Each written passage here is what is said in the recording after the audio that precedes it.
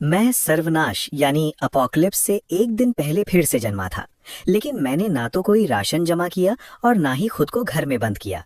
इसके बजाय मैं तुरंत प्राचीन वस्तुओं के बाजार यानी एंटीक मार्केट की ओर दौड़ पड़ा और अपने माता पिता की पूरी विरासत एक ऐसी नकली सी दिखने वाली प्राचीन वस्तु खरीदने में खर्च कर दी जिसे बाकी लोग मजाक समझ रहे थे। दूसरों की नजर में मैं पूरी तरह बेवकूफ लग रहा था, लेकिन मुझे किसी से बेहतर पता था कि मैंने क्या खरीदा है। असली चीज वो प्राचीन वस्तु नहीं थी, बल्कि उसके अंदर छुपा हुआ वो पुराना सिक्का था। दूसरों के लिए वो सिक्का बेकार था, लेकिन मेरे लिए वही असली चाबी थी। वो चाबी जो मेरे परिवार से विरासत में मिले मिट्टी के कटोरे यानी बर्तन को जागृत कर सकती थी और उसे एक साधारण कटोरे से एक असली खजाने के पात्र में बदल सकती थी। जैसे ही वो अपने असली मालिक को पहचान लेता, वो मुझे एक ऐसा निजी स्थान देता जो लगातार फैल सकता था। अपनी पिछली जिंदगी में मुझे ये बात बहुत देर से समझ आई थी। जैसे ही मुझे वो खजाने का पात्र मिला, मेरे दोस्तों ने उसे मुझसे छीन लिया। मुझ पर झूठा आरोप लगाया गया और मैं गहरे पछतावे और गुस्से के साथ मर गया। एक ऐसी कड़वाहट जिसे मौत भी मिटा नहीं पाई थी। अब बैल्कनी पर खड़ा ठंडी हवा मुझे उस भयानक तबाही की यादों में फिर से डुबो रही थी। इस बार मुझे 3 महीने पहले से ही तैयारी करनी होगी। 10 महीने बाद विशेष स्तर। एक सोलर तूफान फूट पड़ा। मांस खाने वाले कीड़ों के झुंडों ने सब कुछ तबाह कर दिया। सैटेलाइट आसमान से गिर गए और सभी इलेक्ट्रॉनिक उपकरण बेकार हो गए। उसके तुरंत बाद सूरज कमजोर पड़ने लगा और दुनिया का तापमान 50 डिग्री से भी नीचे गिर गया। बर्फीले तूफानों ने पूरे शहर को बर्फ के एक ठोस टुकड़े में बदल दिया और लगभग सभी जीव ठंड से मर गए। बर्फ के नीचे मैं अपने घर लौटा और तिजोरी खोली। उसके अंदर एक बहुत ही साधारण दिखने वाला कटोरा रखा था। वो डेंट पड़ा हुआ और टेढ़ा मेढ़ा था। वो बिल्कुल भी किसी खजाने जैसा नहीं लगता था, जरा भी नहीं। लेकिन मेरे पिता की वसीयत में इसका खास तौर पर जिक्र किया गया था। उस समय मैंने सोचा था कि शायद मेरे पिता का दिमाग खराब हो गया है। केवल अपनी पिछली जिंदगी में जब मैंने इसे सक्रिय किया, तब मुझे समझ आया कि ये सच में एक खजाने का पात्र था और इसे जगाने के लिए एक खास चाबी की जरूरत थी। वही पुराना सिक्का जिस पर एक बेहद अनोखा निशान बना हुआ था। मैंने उस सिक्के को अपनी पिछली जिंदगी में शहर के दक्षिण वाले एंटीक बाजार में पहले ही देख लिया था। इस बार मैं इंतजार करने वाला नहीं था। हर एक सेकंड कीमती था। जितना जल्दी हो सके उतना बेहतर। मैंने अपना बैग उठाया, उसमें वो कटोरा रखा और सीधे ओपस मार्केट की ओर गाड़ी चला दी। सुबह सुबह एंटीक बाजार का इलाका सैकड़ों दुकानों और भीड़ भाड़ के शोर से भरा हुआ था। मुझे सब कुछ बहुत साफ साफ याद था। अपने पिछली जिंदगी में यहीं पर मैं और जोजान ने वो सिक्का एक साथ पाया था। लेकिन यहाँ पुरानी सिक्कों की कमी नहीं थी। नकली और असली सब एक साथ मिले हुए थे। इसलिए मेरे पास एक ही रास्ता था, हर एक दुकान को एक एक करके खंगालना। मैंने 2 घंटे तक खोजा, लेकिन उस खास निशान वाला सिक्का नहीं मिला। पूछताछ करने पर मुझे पता चला कि ये बाजार केवल वीकेंड की सुबह ही लगता है और हर बार विक्रेता भी अलग अलग होते हैं। मेरा दिल घबरा गया। अगर आज वो सिक्का नहीं मिला तो मुझे अगले वीकेंड तक इंतजार करना पड़ेगा। तब तक मेरा जो समय का फायदा था, जो मुझे पुनर्जन्म की वजह से मिला था, वो काफी हद तक खत्म हो जाएगा। जब मैंने देखा कि लोग अपनी अपनी दुकानें समेटने लगे हैं, तो मुझे अपनी बेचैनी को दबाकर खोज जारी रखनी पड़ी। मेरे हाथ लगातार सिक्कों को पलट रहे थे। उनकी खनखनाहट गूंज रही थी और मेरी नजर एक पल के लिए भी इधर उधर नहीं भटक रही थी। एक पल के लिए भी नहीं। अचानक पीछे से किसी ने मुझे पुकारा। वो आवाज सुनते ही मेरा खून जम गया। मैंने भौहें सिकोड़ ली और एक ठंडी सिहरन पूरे शरीर में दौड़ गई। इस आवाज को मैं मरने के बाद भी नहीं भूल सकता था। सोएन। हम खुद को भाई कहते थे। कॉलेज से लेकर हाई स्कूल तक हम साथ रहे। हमने 8 साल तक प्रलय यानी अपोकलिप्स में साथ साथ जीवित रहने की लड़ाई लड़ी और आखिर में उसी ने मुझे धोखा दे दिया। उस कमीने को देखते ही मेरा उसे मार देने का मन हुआ, लेकिन मैंने अपने उस खतरनाक इरादे को दबा लिया और शांत होने का नाटक करते हुए मुड़ा।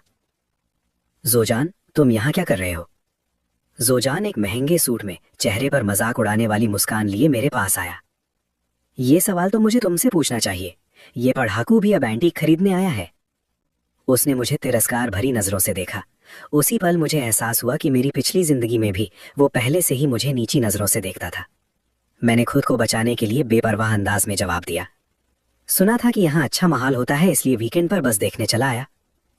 मैं अभी हल्का सा हंसी रहा था कि थोड़ी दूर पर अचानक झगड़ा शुरू हो गया। मैं भीड़ को चीरते हुए आगे बढ़ा और देखा कि करीब 20 साल का एक युवक सबके सामने खड़ा था। वो गुस्से में चिल्ला रहा था और अपने हाथ में एक पुराना सिक्का लहरा रहा था। अरे बूढ़े ठग, कल मैंने इस सिक्के की जांच करवाई और पता चला कि ये सिर्फ एक सस्ती आधुनिक नकली चीज है, और तुमने इसे मुझे 1 लाख में बेचने की हिम्मत की। आज ही मेरे पैसे वापस करो, नहीं तो मैं पुलिस को बुलाऊंगा। उस स्टॉल का मालिक एक बूढ़ा आदमी था। वो आदमी साधारण कपड़ों में था। उसके हाथ लगातार कांप रहे थे। मैं कसम खाता हूं, ये हमारे परिवार की विरासत है, मैंने आपको धोखा नहीं दिया। आसपास खड़े तमाशाबीन लोग दिलचस्पी से ये नजारा देख रहे थे। सुएन मेरे पास आया और धीरे से फुसफुसाया, इस तरह के झगड़े यहाँ अक्सर होते रहते हैं। नियमों के अनुसार एक बार सामान बिक गया तो वापस नहीं लिया जाता। पहले के समय में ऐसे आदमी को अब तक पीट दिया जाता। फिर उसने नियम का हवाला देते हुए कहा, एंटीक की दुनिया में एक ही नियम है, अगर तुम नकली चीज खरीदते हो तो ये तुम्हारी गलती है और वही तुम्हारे लिए सबक बन जाती है। लेकिन उसी पल जब मैंने उस पुराने सिक्के को साफ साफ देखा, मेरी आंखें चमक उठीं। वही था, वही खास निशान जो खजाने वाले बर्तन को खोल सकता था। मैंने गहरी सांस ली और जानबूझकर बेपरवाह लहजे में एक कदम आगे बढ़ा।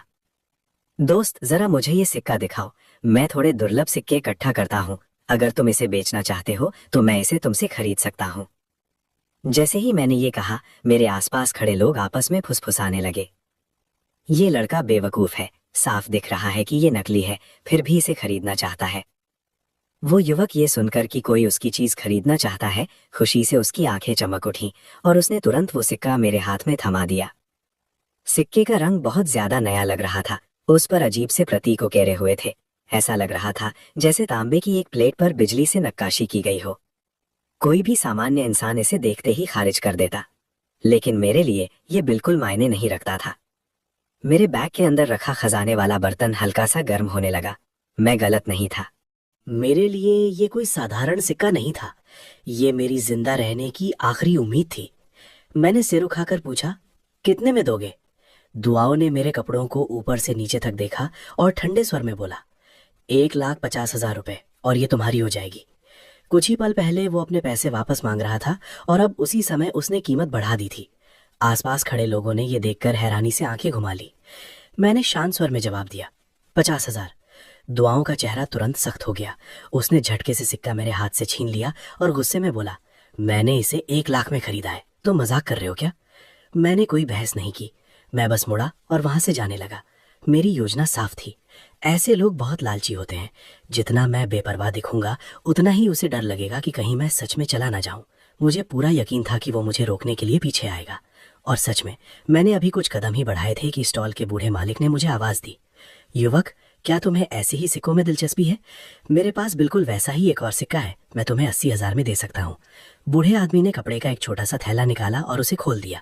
उसके अंदर बिल्कुल वैसा ही एक और सिक्का था, जिस पर वही खास निशान बना हुआ था। अंदर ही अंदर मेरा दिल खुशी से उछल पड़ा, लेकिन मेरे चेहरे पर कोई भाव नहीं आया। मेरे बैग में रखा खजाने वाला बर्तन भी बिल्कुल उसी तरह प्रतिक्रिया दे रहा था। इसका मतलब था ऐसे सिक्के सिर्फ एक नहीं बल्कि कई थे। मैंने शांत स्वर में कहा, ठीक है, मैं ये वाला ले लेता हूँ। मैंने तुरंत उसे पैसे ट्रांसफर कर दिए। पास खड़ा दुआऊ हमें घूर कर देख रहा था। जितना ज्यादा वो देख रहा था उतना ही उसे ये सब संदिग्ध लगने लगा। उसने अपने सिक्के को कसकर पकड़ लिया। उसके चेहरे पर उलझन साफ दिख रही थी। क्या सच में उस सिक्के में कोई रहस्य छिपा था? मैंने उसकी नजरों को भांप लिया। मैंने उसके चेहरे के भाव को पढ़ लिया था। मुझे पता था कि उसे अब शक होने लगा है। मुझे हर हाल में दूसरी सिक्का भी हासिल करनी थी। जितना ज्यादा समय बीतता उतनी ही संभावना थी कि हालात बिगड़ जाएं। मैंने जल्दी से पैसे दिए, थैला उठाया और तुरंत वहां से निकल पड़ा। जैसा कि मैंने सोचा था, दुआ बेचैन हो गया और दौड़कर मुझे रोक लिया। अरे हैंडसम, मेरी वाली भी नहीं लोगे? कुछ देर तक मोलभाव बार्गेनिंग करने के बाद आखिरकार हमने 80,000 रुपए में सौदा तय कर लिया। मेरे पास खड़ा जोजान ऐसा मुंह बना रहा था जैसे उसने कोई खट्टा नींबू चबा लिया हो। मैंने उस पर ध्यान नहीं दिया। मुझे जल्दी से जल्दी घर पहुंचना था।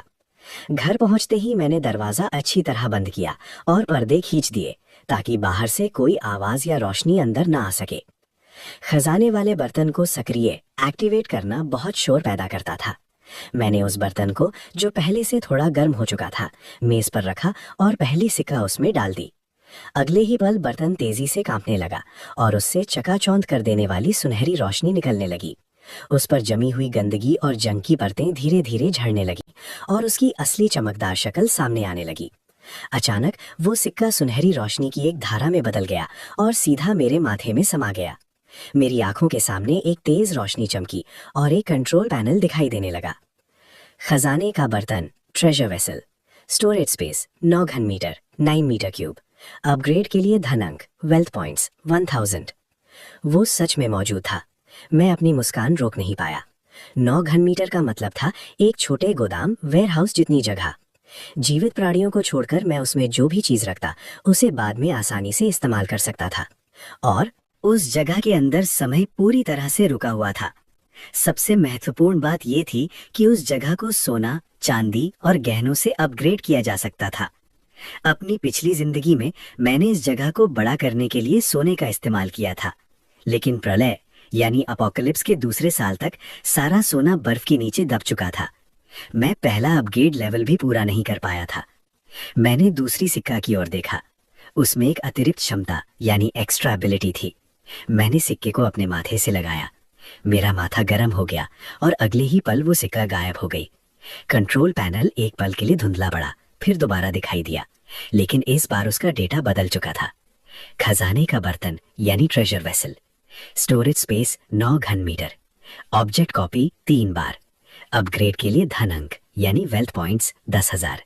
अब इसमें एक नई क्षमता जुड़ गई थी, चीजों की नकल यानी कॉपी करने की शक्ति।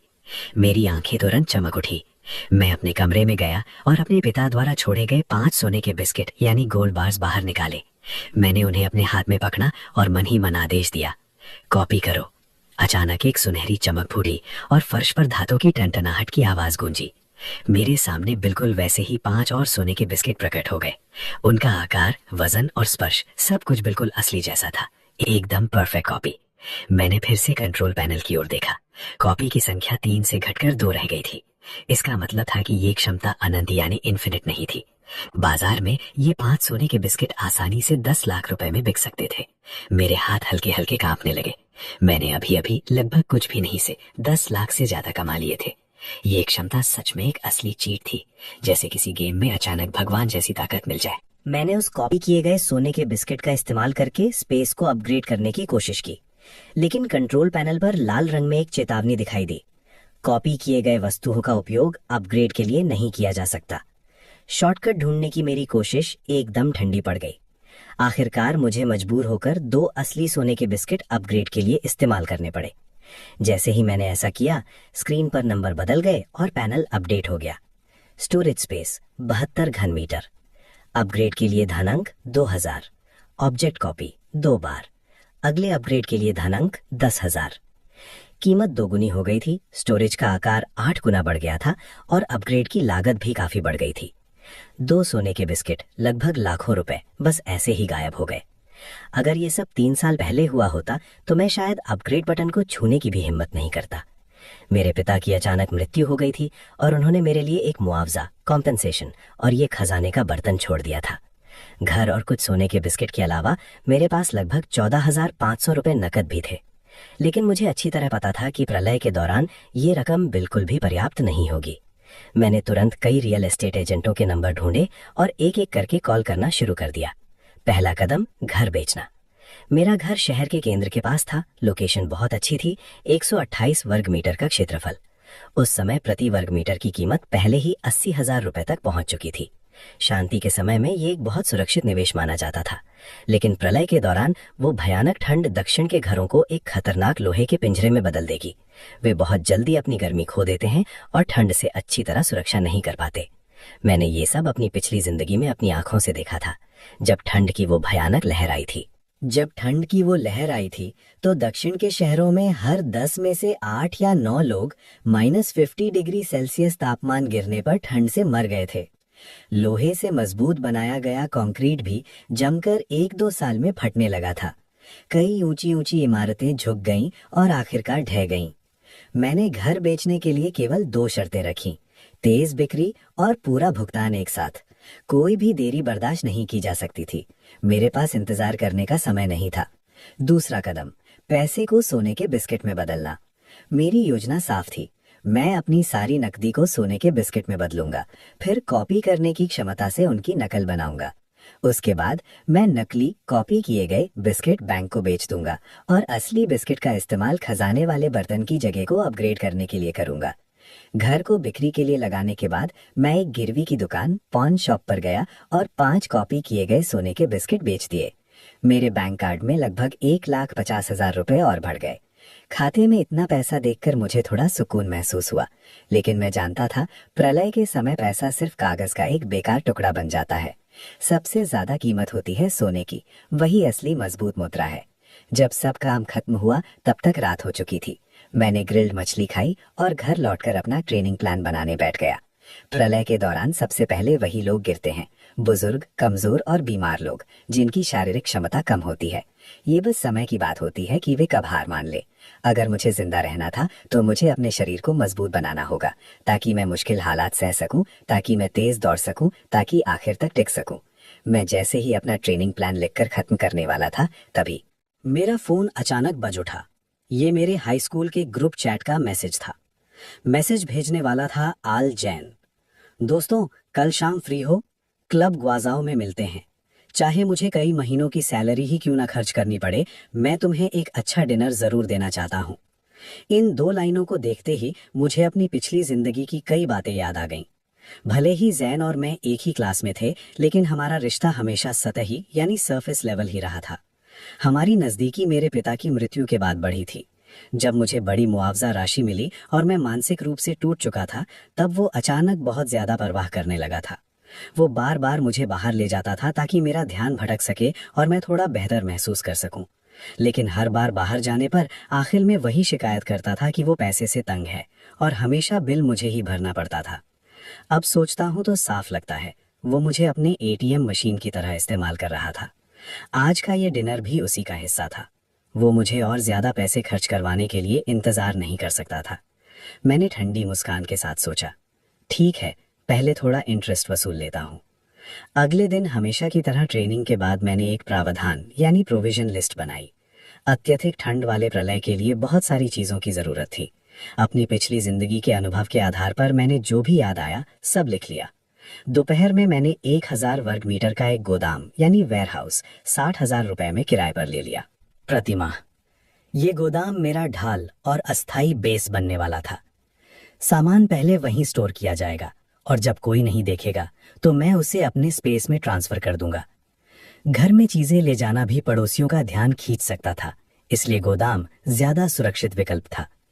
उसके अंदर एक छोटा कमरा भी था। मैंने तय किया कि कुछ दिनों में मैं वहीं शिफ्ट हो जाऊंगा। प्रावधानों की तैयारी अच्छी तरह आगे बढ़ रही थी और शाम भी हो चुकी थी। ग्रुप चैट में जोजान लगातार मुझे बाहर आने के लिए दबाव डाल रहा था। मैंने जानबूझकर समय खींचा और लगभग रात 8 बजे ही घर से निकला। गुआचाओ क्लब के एक प्राइवेट रूम में जोजान और कुछ लोग पहले से ही लगभग नशे में थे। मुझे अंदर आते देख एक लड़की की आंखें चमक उठी और वो तुरंत मेरे पास आ गई।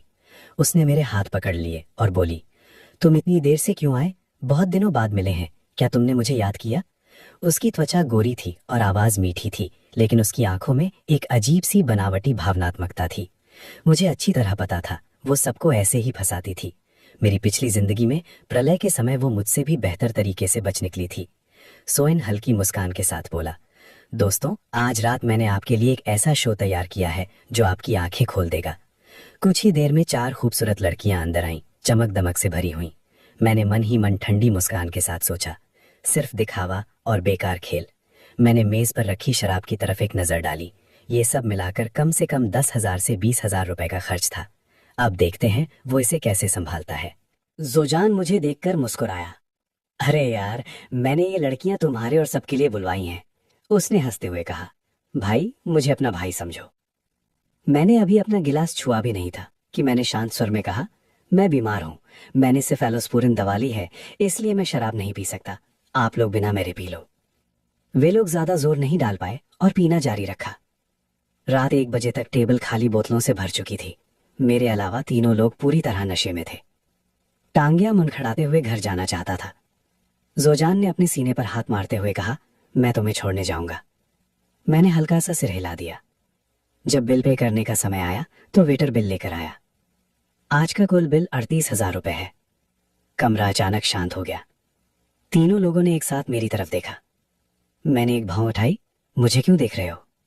जोजान ने हंसते हुए कहा, तुमने ही तो कहा था कि ये तुम्हारी तरफ से है।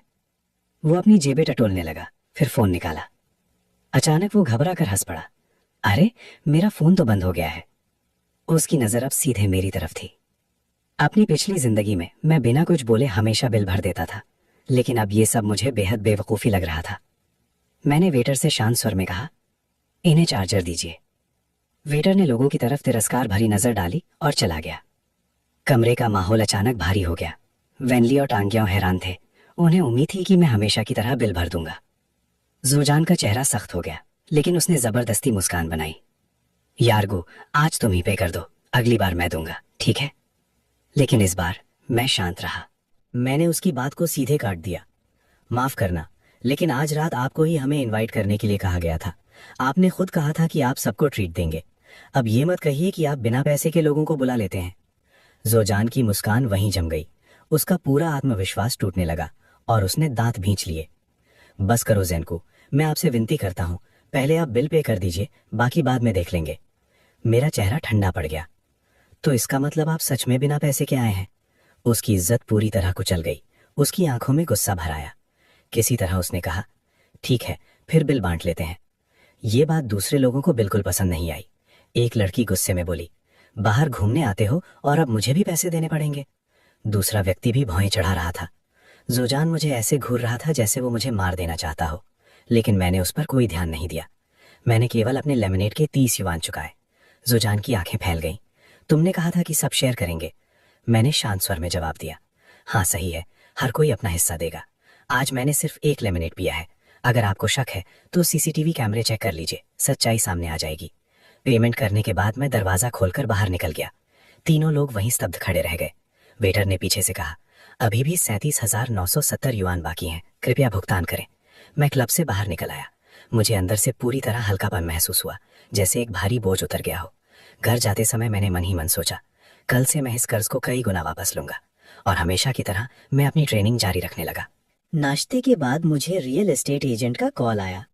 मिस्टर गो, एक ग्राहक है जो घर देखना चाहता है, आपको कब सुविधा होगी? मैं थोड़ा हैरान हुआ, इतनी जल्दी? मैंने शांत स्वर में कहा, मैं अभी फ्री हूं, उसे आने दो। लगभग 10 मिनट बाद डोरबेल बजी। मैंने दरवाजा खोला। एक अधेड़ उम्र का आदमी कोट पहने हुए अंदर आया। उसके पीछे खूबसूरत एजेंट शीनकान भी थी। शीनकान अपनी बातों से घर की खूबियों का लगातार बखान कर रही थी। मैं चुपचाप किनारे खड़ा रहा, कुछ नहीं बोला। घर देखने के बाद उस आदमी ने तुरंत फैसला कर लिया। उसने खुशी से कहा, मैं इसे 94,50,000 में खरीदता हूँ। ये सब बेहद तेजी से हो गया था, लगभग अविश्वसनीय। मैंने दोनों के जाने का इंतजार किया। तभी मैंने देखा कि वो आदमी शीनकान के साथ कुछ ज्यादा ही करीब होने की कोशिश कर रहा था। मैं तुरंत समझ गया, इसी वजह से सौदा इतनी जल्दी हो गया था। मेरे फोन पर बैंक नोटिफिकेशन की आवाज आई, जैसे किसी रेस की शुरुआत में गोली चलती है। 94,50,000 युआन ट्रांसफर हो चुके थे। मैंने स्क्रीन को बिना किसी भाव के देखा। फिर मैंने कार की चाबी उठाई और सीधे शहर के बाहरी इलाके की ओर निकल पड़ा। अपनी पिछली जिंदगी में मैंने प्रलय के 8 साल तक संघर्ष किया था। मैंने बहुत सारे लोगों को पैसों से भरे बैग पकड़कर बैठे देखा था, लेकिन वे उससे एक रोटी तक नहीं खरीद पाए थे। पैसे की असली कीमत तभी होती है जब वो सर्वाइवल कैपिटल में बदल जाए। कार शहर से बाहर की ओर बढ़ रही थी। ये शहर का मशहूर लग्जरी रेजिडेंशियल इलाका यून था, लेकिन जिस जगह मैं जा रहा था वो शहर के बाहरी हिस्से में एक पहाड़ी ढलान पर था, जिसे अभी पूरी तरह डेवलप नहीं किया गया था। जैसे जैसे मैं आगे बढ़ा, सड़कें और ज्यादा सुनसान होती गईं। आखिर में सिर्फ एक घुमावदार कंक्रीट की सड़क रह गई। और मुझे यही अकेलापन पसंद था। जब दुनिया का अंत आएगा तो भीड़ सबसे बड़ा खतरा बन जाएगी। सिर्फ अकेलापन ही ज्यादातर समस्याओं से बचने का रास्ता है। आगे चलकर एक 3 मंजिला सफेद धूसर विला पहाड़ी पर अकेला खड़ा था। एक तरफ पहाड़ से सटा हुआ और दूसरी तरफ एक छोटे कृत्रिम झील की ओर खुला हुआ। उसकी लोकेशन पूरी तरह साफ थी। न बर्फीले तूफान में रास्ता बंद होने का डर और न ही बर्फ पिघलने पर बाढ़ का खतरा। सबसे महत्वपूर्ण बात यह थी कि इस विला में एक बहुत बड़ा अलग से बना हुआ बेसमेंट था। ये ठंडी प्रलय के लिए एक परफेक्ट कस्टम डिजाइन किया हुआ शरण स्थल था। इसका मालिक लगभग 50 साल का एक आदमी था, जिसका नाम सैम था और उसका पेट थोड़ा बाहर निकला हुआ था। वो काफी चिंतित लग रहा था। मैं अगले हफ्ते अपने पूरे परिवार के साथ देश छोड़ रहा हूँ। सारे कागजात पूरे हो चुके हैं, बस पैसे का इंतजार है। उसने जल्दी में कहा। मिस्टर गू, अगर आप पूरा भुगतान एक साथ कर सकते हैं तो मैं कीमत और 5% कम कर दूंगा। मुझे जल्दी बेचना है, मैंने एजेंट भी नहीं रखा, खुद ही ऑनलाइन पोस्ट किया है। मैं अंदर विला में दाखिल हुआ और एक नजर डाली। मैंने एक तेज नजर अंदर डाली। वो घर कच्चे निर्माण में था, जिससे मुझे तोड़फोड़ का काम नहीं करना पड़ेगा और रेनोवेशन आसान हो जाएगा। मैं सीधे बेसमेंट के प्रवेश द्वार की ओर बढ़ा। एक तेज ठंडी हवा मेरे चेहरे से टकराई। 200 वर्ग मीटर का बेसमेंट, 4 मीटर ऊंची छतें, स्वतंत्र वेंटिलेशन सिस्टम और बगीचे में एक चट्टान के पीछे छिपा हुआ आपातकालीन निकास। परफेक्ट। मैंने तुरंत कहा, मैं इसे लेता हूँ, कैश पेमेंट, आज ही कॉन्ट्रैक्ट साइन कर देते हैं। सैम की आंखें चमक उठीं। उसे उम्मीद नहीं थी कि उसे इतना निर्णायक खरीदार मिलेगा।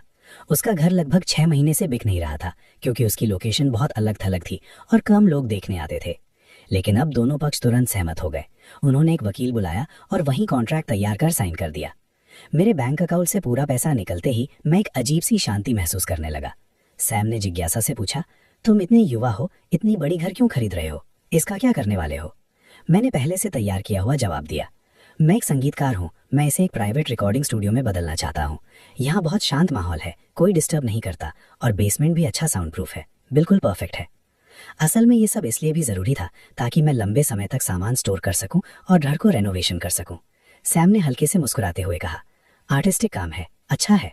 वो अंगूठा दिखाकर वहां से चला गया, पूरी तरह संतुष्ट होकर। कॉन्ट्रैक्ट हाथ में था। जैसे ही मुझे चाबियां मिली, तभी एक लाल पोर्श 718 गाड़ी एंट्री के सामने आकर रुकी। दरवाजा खुला और उसमें से एक लंबी गोरी टांग बाहर निकली। वो कैनो याओ थी। याओ ने क्रीम रंग की ड्रेस पहनी हुई थी। उसके लंबे बाल कंधों पर बिखरे थे और उसका मेकअप बहुत हल्का लेकिन सटीक था। उसके हाथ में एक बहुत महंगी दिखने वाली इंसुलेटेड लंच बॉक्स थी। उसने जल्दी से कहा, वांगल ने बताया कि तुमने शहर में अपना घर बेच दिया है और मैं तुम्हें फोन पर भी नहीं मिल पा रही थी। मैं बहुत चिंतित थी। वो तेजी से मेरे पास आई। उसकी आंखें हल्की सी लाल थीं, जैसे उसने सब कुछ बहुत सोच समझकर ड्रामा किया हो। मुझे डर था कि तुम कोई गलत कदम उठा लोगे। मैं तुम्हें ढूंढ रही थी। सौभाग्य से जोजान ने बताया कि तुम शायद यहाँ घर देखने आए हो। मैं उसे देखकर अंदर ही अंदर हंस पड़ा। अपनी पिछली जिंदगी में यही वही औरत थी जो जोजान द्वारा मेरी पूरी संपत्ति छीन लिए जाने के बाद उसी की बाहों में चली गई थी। जब मैं पूरी तरह बर्बाद हो चुका था, बदनाम और बेबस, तब मैं उसके पास गया था। भूख से मजबूर होकर पुराने रिश्तों के नाम पर उससे खाना मांगा था। लेकिन उसने दरवाजे के पीछे खड़े होकर ठंडी आवाज में कहा था, गो, मेरी जिंदगी बर्बाद मत करो, हमारे बीच अब कुछ नहीं बचा है। मुझे उसकी वो बेरहमी बिल्कुल साफ याद थी। मैंने शांत स्वर में पूछा, तुमने मुझे कैसे ढूंढा? उसने जवाब दिया, मैं तुम्हारी चिंता कर रही थी। और फिर वो एक कदम आगे बढ़ी और स्वाभाविक रूप से मेरा हाथ पकड़ने की कोशिश की। मैं तुरंत एक कदम पीछे हट गया। मैंने उसे बचने के लिए एक तरफ हट गया। उसका चेहरा एक पल के लिए सख्त हो गया, लेकिन फिर उसने पहले से भी ज्यादा मीठी मुस्कान बना ली। मैं तुम्हारे लिए लंच लेकर आई हूँ, तुमने जरूर कुछ नहीं खाया होगा, है ना? ये जो मैंने बनाया है, चख कर तो देखो। उसने लंच बॉक्स खोला, जिसमें एक बेहद स्वादिष्ट ईल डिश थी, जिसकी खुशबू पूरे माहौल में फैल गई। मैंने एक नजर डाली, लेकिन चॉपस्टिक को हाथ नहीं लगाया। मैंने ठंडे स्वर में कहा, अगर कुछ कहना है तो सीधे कहो। तांग याओ की मुस्कान वहीं जम गई। उसे उम्मीद नहीं थी कि मैं इतना ठंडा व्यवहार करूंगा। पहले वाला पागल प्यार में डूबा लड़का जो उसकी हर कॉल पर दौड़ा चला आता था, अब उससे बिल्कुल अलग था। ये जमीन आसमान का फर्क था। उसने धीरे से पूछा, तुम्हें क्या हुआ है? क्या घर बेचने में कोई समस्या हो गई? तुम मूड में अच्छे नहीं लग रहे। उसकी नजर अब उस विशाल विला पर गई। मैंने सुना है तुमने इसे 10 मिलियन से ज्यादा में बेचा है, क्या कोई परेशानी है? वो आगे झुकी और धीरे से बोली, अगर पैसे की दिक्कत है तो मुझे बता दो, मेरे पास अभी भी कुछ पैसे हैं। इतना कहते हुए उसने अपने बैग से कार्ड निकालने की कोशिश की। मैं अंदर ही अंदर ठंडी मुस्कान के साथ उसे देख रहा था। बाहर से मैंने हल्की सी कड़वी मुस्कान बनाई, जैसे मैं सच में परेशान हूँ। मैं कार के दरवाजे से टिक गया और एक सिगरेट जला ली। छोड़ो, मैं आज बहुत खराब मूड में हूँ। तांग याओ ने तुरंत मौका पकड़ लिया और करीब आ गई। उसकी आवाज और भी मीठी हो गई। क्या हुआ है, मुझे बताओ, मैं तुम्हारी मदद करूंगी। हम दोनों के बीच ऐसा क्या है जिसे हम सुलझा नहीं सकते? उसकी आवाज में अब बनावटी चिंता और फायदा उठाने की चाह दोनों साफ झलक रही थी। क्या ये बात हमारे बीच ही रह सकती है? मैंने सिगरेट का एक लंबा कश लिया और धीरे धीरे धुआं छोड़ दिया। दूर देखते हुए मैंने कहा, मैंने घर एक निवेश यानी इन्वेस्टमेंट के लिए बेचा है। निवेश? तांगलियाओं की आंखें तुरंत चमक उठी। मैंने आगे कहा, लुमिनियर नाम का एक प्राइवेट इन्वेस्टमेंट फंड प्रोजेक्ट है। ये मुझे एक जानकार ने रिकमेंड किया है। ये पूरी तरह सुरक्षित है। मैंने आवाज को थोड़ा धीमा करते हुए रहस्यमयी अंदाज में जोड़ा, इसका रिटर्न 200% है। कितना? तांगियाओ की आवाज अचानक तेज हो गई। उसके चेहरे पर आश्चर्य और लालच साफ झलक रहा था, लेकिन अपनी गलती समझते ही उसने तुरंत अपना मुंह ढक लिया और धीरे बोली, 200%? तुम सच बोल रहे हो? ऐसे मौके अभी भी मिलते हैं? मैंने सिगरेट का एक और कश लिया और निराशा भरे अंदाज में कहा, हाँ, लेकिन समस्या यह है कि इस प्रोजेक्ट में एंट्री टिकट बहुत महंगा है। शुरुआत के लिए 100 मिलियन चाहिए। मैंने उसकी तरफ देखते हुए दुखी चेहरा बनाया। मैंने घर बेचकर जो पैसा जुटाया है उसमें भी अभी 10 मिलियन से ज्यादा की कमी है और मैं ये मौका खोने वाला हूँ। मैंने गुस्से में कार के टायर पर हल्का सा पैर मार दिया। एकदम परफेक्ट एक्टिंग। तांगियाओं की सांसें तेज हो गईं। 200% रिटर्न, 10 मिलियन लगाकर 30 मिलियन कमाने का मौका, और बस थोड़ा सा फंड कम है। उसके दिमाग में गणना तेजी से चलने लगी। पिछले कुछ सालों में तांगियाओं ने अपने मैनेजमेंट और रिश्तों के जरिए लगभग 2 मिलियन जमा कर लिए थे। अगर वो इस ट्रेन में चढ़ने में सफल हो जाता तो 1 मिलियन का निवेश उसे 3 मिलियन तक का फायदा दे सकता था। ये उसके अमीर ग्राहकों को धीरे धीरे रिझाने से कहीं ज्यादा तेज तरीका था। उसने मेरी तरफ देखा। उसका दिमाग पूरी तेजी से काम कर रहा था। क्या मैं उसे धोखा दे रहा था? शायद नहीं। उसके चेहरे पर झुंझुराहट तो थी, लेकिन शक नहीं था। इसके अलावा वो पहले ही अपना घर बेच चुका था और उसके पास अच्छी खासी रकम मौजूद थी। ये बिल्कुल सही समय था किसी आवेग में बह जाने का। जब किसी को लगता है कि उसके हाथ कोई कीमती जानकारी लग गई है, तो भले ही उसमें जोखिम हो, फायदे इतने लुभावने होते हैं कि वो मौका छोड़ना मुश्किल हो जाता है। कल तांग याओ की आवाज बहुत मीठी हो गई थी। वो फिर से मेरे करीब आ गया। उसका गर्म शरीर लगभग मेरे साथ सटा हुआ था। तुम्हें अभी 1 मिलियन से थोड़ा ज्यादा की जरूरत है ना? चिंता मत करो, मैं तुम्हारी मदद करूंगा। मैंने अपना चेहरा उठाया। उसकी चमकती आंखें मुझे देख रही थी, सच्चाई और समर्पण से भरी हुई। सिर्फ पैसा ही काफी नहीं है, मेरे पास भी कुछ है। ये ज्यादा नहीं है, लेकिन मैं 1 मिलियन से ज्यादा निकाल सकता हूँ। चिंता मत करो, हम ऐसा मौका हाथ से नहीं जाने दे सकते। मैंने अंदर ही अंदर ठंडी मुस्कान दी। मछली आखिरकार कांटे में फंस चुकी थी। मेरे चेहरे पर हैरानी और भावुकता दिखाई दी। याओ, याओ। मैंने तांग याओ के कंधे पकड़ लिए। मेरी आवाज कांप रही थी। ये 1 मिलियन से भी ज्यादा है। ये कोई छोटी रकम नहीं है। लेकिन याओ ने मुझे बीच में ही रोक दिया। मैं तुम्हें हारते हुए नहीं देखना चाहती। ये मौका बहुत खास है। पैसे की बात है, तुम्हारे काम ही मेरे काम है। उसने मुझे पूरी श्रद्धा से देखा, जैसे उसके सामने खड़ा आदमी ही उसकी पूरी दुनिया हो।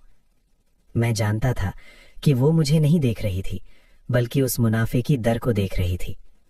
डाओ, तुम मेरे साथ बहुत अच्छी हो। भावुक होकर मैंने उसे अपनी बाहों में भर लिया, लेकिन एक ऐसे कोण से जहां वो देख नहीं सकती थी। मेरी नजरें बिल्कुल ठंडी थीं। सच में मुझे नहीं पता मैं तुम्हारा धन्यवाद कैसे करूं। क्या हमें एक दूसरे को धन्यवाद देने की जरूरत है? तांडाव मेरी छाती से टिक गई। उसके चेहरे पर संतुष्टि भरी मुस्कान थी, जैसे वो पहले ही 3 मिलियन को अपनी तरफ आते देख रही हो। उसने मुझे धीरे से पीछे किया और अपने बैग से एक बैंक कार्ड निकाला। इसमें 15 लाख है, पासवर्ड 68 है। इसे ले लो और फिलहाल इस्तेमाल करो। उसने दृढ़ता से वो कार्ड मेरे हाथ में रख दिया, जैसे उसे डर हो कि मैं अपना फैसला बदल दूंगा। अगर ये काफी नहीं हुआ तो मैं कोई और तरीका ढूंढ लूंगी। मैं उस कार्ड को पकड़े हुए था। वो मुझे 1000 सोने की ईंटों से भी ज्यादा भारी महसूस हो रहा था। वो दांडाव की लालच और मूर्खता से भरा हुआ था। मेरे पिछले जीवन का कर्ज तुम इस जीवन में ब्याज समेत चुकाओगी। ठीक है, मैंने जोर से सिर हिलाया। मेरी आंखें लाल हो गईं। डाओ डाओ, मेरा इंतजार करना। जैसे ही ये प्रोजेक्ट सफल होगा, मैं कसम खाता हूं, मैं तुमसे धूमधाम से शादी करूंगा। ये वादा मैंने उसे अपनी पिछली जिंदगी में कभी नहीं किया था। तांडाव भूल की तरह मुस्कुरा उठी। उसके दिल का सारा बोझ जैसे पूरी तरह खत्म हो गया। अच्छा, अब मैं चलती हूँ। मैं तुम्हें तुम्हारे जरूरी कामों में परेशान नहीं करना चाहती। अपना मकसद पूरा होने के बाद तांडाव 1 सेकंड भी और रुकना नहीं चाहती थी। उसे डर था कि अगर वो प्रोजेक्ट की डिटेल्स के बारे में ज्यादा सवाल पूछेगी तो कहीं मैं नाराज ना हो जाऊं। जल्दी से पैसे इकट्ठा करो, फंड्स इंतजार नहीं करते। वो अपनी पोर्च कार में बैठ गई। इंजन स्टार्ट करने से पहले उसने मुझे एक नजर से देखा और कहा, मेरे प्रिय, मैं तुम्हारी अच्छी खबर का इंतजार करूंगी। लाल स्पोर्ट्स कार गरजती हुई तेजी से वहां से निकल गई। मैं वहीं खड़ा रह गया। मेरे चेहरे पर जो भावुकता थी वो एक पल में गायब हो गई और उसकी जगह सिर्फ ठंडी बेरुखी रह गई। मैंने अपने हाथ में पकड़ी उस बैंक कार्ड की तरफ देखा जैसे कोई बुरा मजाक देख रहा हूं। अपनी पिछली जिंदगी में मुझे सोयंग और तांदाओ ने धोखा दिया था। उन्होंने मिलकर मुझे बर्बाद कर दिया और मुझे खाली हाथ छोड़ दिया। इस जिंदगी में खेल अभी बस शुरू हुआ है। मैं ये सुनिश्चित करूंगा कि ये औरत अपनी सारी बचत खो दे और पूरी जिंदगी एक ऐसा कर्ज झेले जिसे वो कभी चुका न सके। तांदाव से निपटने के बाद मैं ज्यादा देर विला में नहीं रुका। मैं सीधे शहर के पश्चिम में स्थित निर्माण सामग्री के बाजार की तरफ गाड़ी चलाकर चला गया। वो जगह पूरी तरह अव्यवस्थित थी। वहां बहुत कम आधिकारिक दुकानें थीं और उससे कहीं ज्यादा मजदूर सड़क के किनारे झुंड बनाकर बैठे थे, हाथों में तख्तियां लिए काम की तलाश में। मेरा लक्ष्य बिल्कुल साफ था, लाओसान नाम के एक ठेकेदार को ढूंढना। मेरी पिछली जिंदगी में जब प्रलय यानी अपोकलिप्स के तीसरे साल में ये सर्वाइवर बेस बना था, उसी ने इसे तैयार किया था। वो उस टीम का नेतृत्व करता था। उसका काम बेहतरीन था और वो बहुत सख्त स्वभाव का आदमी था। साथ ही उसकी छवि एक बेहद चिड़चिड़े इंसान की भी थी। मैं एक ऐसे छोटे से ढाबे नुमा कमरे के सामने रुका जो धुएं और गंदगी से भरा हुआ था, और मैंने दरवाजे पर लगे चिकने गंदे पर्दे को हटाया। सस्ते सिगरेट और पसीने की बदबू ने सीधे मेरे चेहरे पर हमला किया। एक कोने में ताश की मेज के पास लगभग 50 साल का एक गोल चेहरे वाला आदमी होंठों में सिगरेट दबाए बैठा था। उसने गुस्से में अपने पत्ते मेज पर पटक दिए। फिर हार गया। वही आदमी था। मैं बिना कुछ कहे उसके पास गया, अपनी जेब से नक्शों का एक रोल निकाला और मेज पर रख दिया। मिस्टर एस, क्या आप काम लेते हैं? लाओसान ने अपनी लाल आंखें उठाई और धुएं का एक गुब्बार बाहर छोड़ा। किस तरह का काम? एक विला की मरम्मत, रेनोवेशन। 1 महीने में तुरंत काम शुरू करना है। पास बैठे गंजे आदमी ने मेज पर हाथ मारा और हंसने लगा। ए लड़के, तुम लाओसान को काम देने आए हो? क्या तुम्हारे पास इतना पैसा है? लाओसान ने उसकी बात को नजरअंदाज कर दिया और धीरे धीरे नक्शों को खोलना शुरू किया। पहली नजर डालते ही उसकी भौहें सिकुड़ गईं। दूसरी बार देखने पर उसने अपना सिगरेट का टुकड़ा ऐसे कुचला जैसे उसे कोई बहुत घिनौनी चीज दिख गई हो। तुम इसे रेनोवेशन कहते हो? लाओसान ने उंगली से नक्शों की तरफ इशारा किया और जोर से चिल्लाई। पूरे घर को बुलेट प्रूफ ग्लास से बनाना, सबसे बेहतरीन सामग्री इस्तेमाल करना, अंदर की दीवारों में 30 सेंटीमीटर मोटी इंसुलेशन लगाना, तहखाने बेसमेंट को खोदकर उसे जोन 2 में बदलना, बंद और एयर कंडीशनड खेती की जगह बनाना और पूरी संरचना को पूरी तरह बदल देना। छत की मुख्य संरचना को बदलना और उसे सोलर पैनलों से ढक देना। उसने गुस्से में नक्शे मेज पर फेंक दिए और उंगली से मेरी तरफ इशारा किया। तुम घर बना रहे हो या कछुए का खोल? आसपास के मजदूर शोर सुनकर पास आ गए और देखने लगे। ये प्लान पूरी तरह पागलपन है। कौन ऐसा काम करेगा? एक खूबसूरत विला को लोहे के पिंजड़े में बदलना, ये बिल्कुल बकवास है। मेरा चेहरा शांत था। जो प्लान में लिखा है वही करना है, आप बस उसे बना दीजिए। क्या आप ये कर सकते हैं, हाँ या नहीं? लाओसान गुस्से से लगभग पागल हो गई। बिल्कुल कर सकती हूँ, क्यों नहीं कर सकती? समस्या ये है कि तुम इस तरह घर को बर्बाद कर दोगे। तुम उसकी पूरी संरचना नष्ट कर दोगे। तुम उसकी खूबसूरती खत्म कर दोगे। क्या तुम्हें लगता है कि सोसाइटी और नगर निगम तुम्हें ऐसा करने देंगे? ये एक गैर कानूनी निर्माण है। वो अपनी कुर्सी पर पीछे टिक गई और एक नई सिगरेट जला ली। उसके चेहरे पर साफ तिरस्कार झलक रहा था। मेरी सलाह सुनो लड़के, अगर तुम्हारे पास पैसा है तो उसे यूं ही खिड़की से बाहर मत फेंको। मैं ये काम नहीं लूंगी।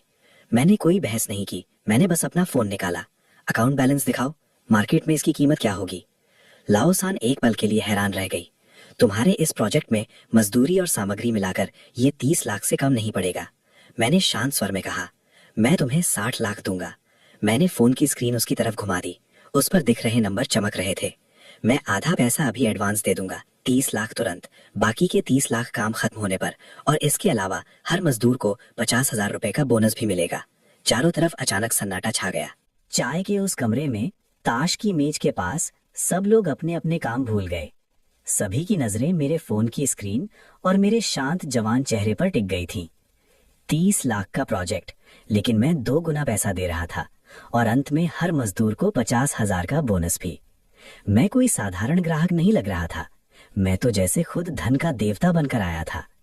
लाओ सान की सिगरेट की राख नीचे गिर गई।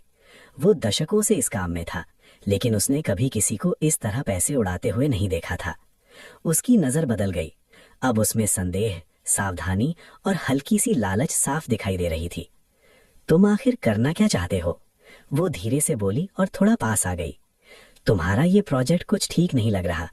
पहला, क्या तुम किसी मुसीबत में हो? दूसरा, क्या तुम कर्ज से बचने के लिए कोई छुपने की जगह बना रहे हो? मैंने अपना फोन वापस जेब में रख लिया। मैं आपको पहले ही बता चुका हूँ, मैं एक कलाकार हूँ। मैंने उसकी आंखों में सीधा देखते हुए समझाया। मुझे पूरी शांति वाली जगह चाहिए, जहाँ तापमान हमेशा एक जैसा रहे। एक ऐसा वर्कशॉप जो बाहर की रोशनी और आवाज से पूरी तरह अलग हो। तय खाना खास तरह के चमकने वाले पौधों उगाने के लिए इस्तेमाल होगा। ये सब एक आर्ट इंस्टॉलेशन के लिए है, और छत पर लगे सोलर पैनल ये सुनिश्चित करेंगे कि मेरा उपकरण 24 घंटे बिना बिजली कटे लगातार चलता रहे। ये सफाई थोड़ी अजीब लग सकती थी, लेकिन एक कलाकार के मुंह से सुनकर ये काफी हद तक सही भी लग रही थी। आखिरकार दुनिया में अजीब और सनकी लोग भरे पड़े हैं। लाओ सान अभी भी शक में थी। उसका चेहरा थोड़ा सख्त हो गया, जैसे कोई चिंता उसके मन में उभर आई हो। और अगर कभी कुछ गड़बड़ हो गई तो? और अगर कभी मेरे ऊपर जांच पड़ गई तो मैं क्या करूं? मैंने तुरंत एक दस्तावेज निकाल लिया। वो समझौता, एग्रीमेंट पहले से ही तैयार था। मैंने प्रिंट किया हुआ पेपर उसके सामने रख दिया।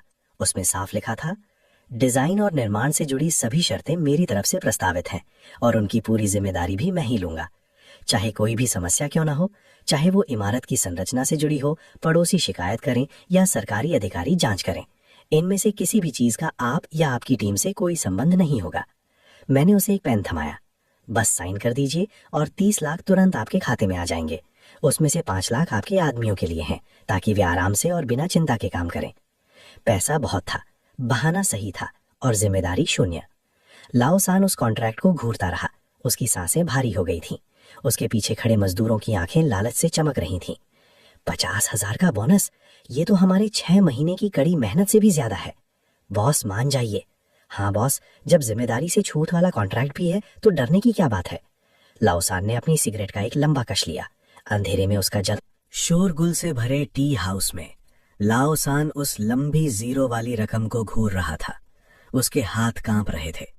अचानक वो उछलकर खड़ा हो गया और जोर से हाथ हिलाया। वहां खड़े खड़े क्या कर रहे हो? अपने औजार उठाओ और मेरे पीछे आओ।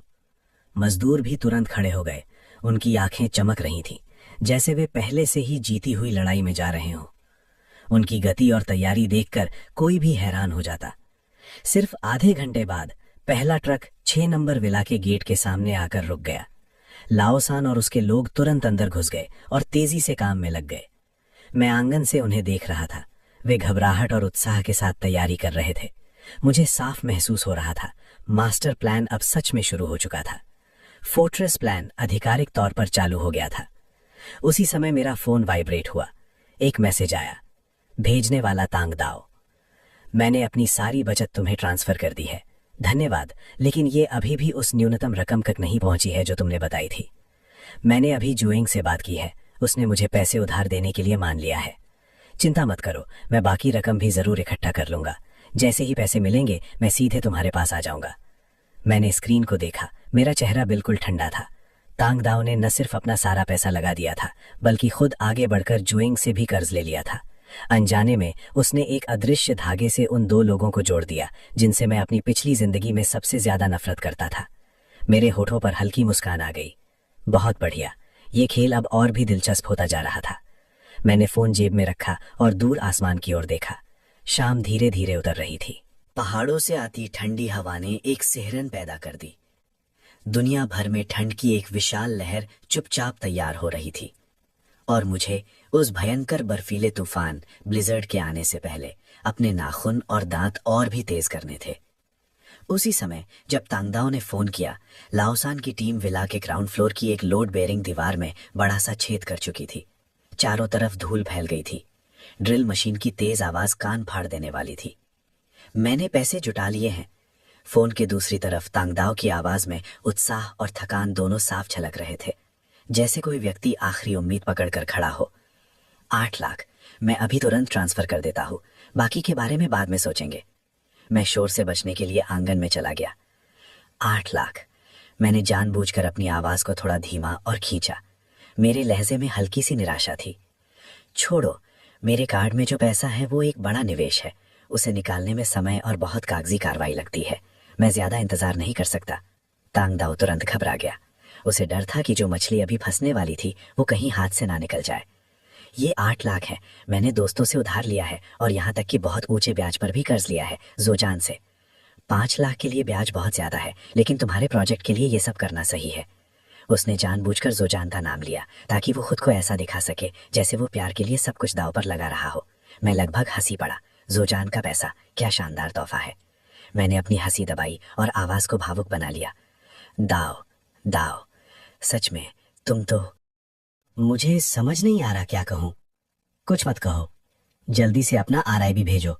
मैं अभी तुरंत पैसे ट्रांसफर कर देती हूँ। ओह, और हाँ, हमें एक कॉन्ट्रैक्ट भी साइन करना चाहिए। रकम इतनी बड़ी है कि अगर मेरे माता पिता को पता चल गया तो वे मुझे मार ही डालेंगे। तांगदाओ ने बाहर से सावधानी दिखाने का नाटक किया, लेकिन असल में वो अपने निवेश को सुरक्षित करना चाहती थी। बिल्कुल बिल्कुल, मैंने तुरंत हामी भर दी। मैं अभी एक अग्रीमेंट कॉन्ट्रैक्ट तैयार करता हूँ, तुम बस आकर उस पर साइन कर देना। आधे घंटे बाद तांगदाओ ने अपनी पोर्श को धूल भरे विला के गेट के सामने पार्क किया। उसने नफरत भरी नजर से चारों तरफ देखा और अपने हाई हील से जमीन पर पड़े कंकड़ों से सावधानी से बचते हुए सीधे मेरी कार तक आ गई, जहां मैं उसका इंतजार कर रहा था। मैंने उसे कागज थमाया जो पास की एक फोटोस्टैट दुकान से अभी अभी प्रिंट कराया गया था। ये तथाकथित अग्रीमेंट कॉन्ट्रैक्ट बेहद साधारण और लगभग बेकार था। यहाँ तक कि दोनों पक्षों के पहचान पत्र यानी ID के नंबर भी पूरे नहीं लिखे गए थे और किसी तरह की नोटरी प्रमाणन या गारंटी का तो सवाल ही नहीं था। तांगदाओ ने उस पर एक सरसरी नजर डाली। जब उसने शब्द पढ़े, निवेश का लाभ अनुपात प्रोराटा के अनुसार बांटा जाएगा, तो वो आधी आश्वस्त हो गई। उसका पूरा ध्यान सिर्फ ऊंचे रिटर्न रेट पर था और उसने शर्तों को ठीक से पढ़ने की जहमत भी नहीं उठाई। एक तेज हरकत के साथ उसने साइन कर दिया। हो गया, मैंने पैसे ट्रांसफर कर दिए। तांगदाओ ने अपना फोन चलाया और कुछ ही सेकंड बाद एक नोटिफिकेशन दिखाई दिया। 8 लाख रुपए आपके खाते में जमा हो गए हैं। मेरे प्यारे वाई, तुम्हें इस प्रोजेक्ट पर बहुत करीब से नजर रखनी होगी। वाई ने अपना फोन जेब में रख लिया। उसने अपना फोन जेब में रखा। चिंता मत करो, उसने थोड़ा चिंतित दिखते हुए मुझे भरोसा दिलाया। मैंने इस कागज को संभाल कर रख लिया है, उसने सच्चे भाव से जोड़ा। जब हम पैसा कमाएंगे तो सबसे पहली चीज जो मैं करूंगा वो तुम्हारा मूलधन और ब्याज वापस करना होगा। एक भी पैसा कम नहीं होगा, बिल्कुल कम नहीं होगा, क्योंकि तब तक मैं पहले ही एक दूसरी दुनिया में जा चुका हूंगा। तुम्हारा मूलधन और ब्याज लौटाना वो तो अब सिर्फ एक सपना ही रहेगा। मैंने तांगदाओ को विदा किया। वो पूरी तरह संतुष्ट दिख रही थी। जैसे ही वो चली गई, मेरे चेहरे पर दिख रही नरमी तुरंत गायब हो गई। मैं वापस अपनी कार में बैठ गया। मैंने अपने बैंकिंग ऐप में अभी अभी आए 8 लाख रुपए को देखा और बिना एक सेकंड गवाए उन्हें तुरंत दूसरी कार्ड में ट्रांसफर कर दिया। वो कार्ड जो खास तौर पर सामान और सप्लाई खरीदने के लिए रखा गया था। एक साफ निर्णायक कदम। जैसे ही ट्रांसफर पूरा हुआ, मैंने कार स्टार्ट कर दी। इंजन की गड़गड़ाहट ने पीछे चल रहे निर्माण कार्य के शोर को ढक लिया और मैं तेजी से अपनी अगली मंजिल की ओर निकल पड़ा, इंचेंग शहर के पश्चिमी उपनगर की तरफ, जहां स्थित थी शेंगी कोयला फैक्ट्री, जो कभी इंचेंग की सबसे बड़ी कोयला सप्लायर हुआ करती थी। अब वो जगह एक बूढ़े जमे हुए जानवर की तरह औद्योगिक इलाके के बीच पड़ी थी। चारों तरफ जंगली घास उगाई थी। ऊंची ऊंची चिमनियां अब धुआं नहीं छोड़ती थी। कन्वेयर बेल्ट जंग खा चुके थे और फैक्ट्री के गेट पर लाल अक्षरों में एक नोटिस चिपका था, उत्पादन बंद, स्टॉक की नीलामी जारी। ये शब्द उस फैक्ट्री के अंत की घोषणा कर रहे थे।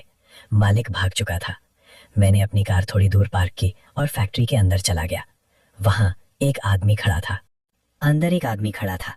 भूरे से सफेद होते बालों वाला गंभीर चेहरे का एक आदमी बैठा था और धुएं में सिगरेट फूंक रहा था। वो कोयला फैक्ट्री का मालिक था, लियो। बॉस, मुझे कोयला खरीदना है। मैं सीधे मुद्दे पर आया।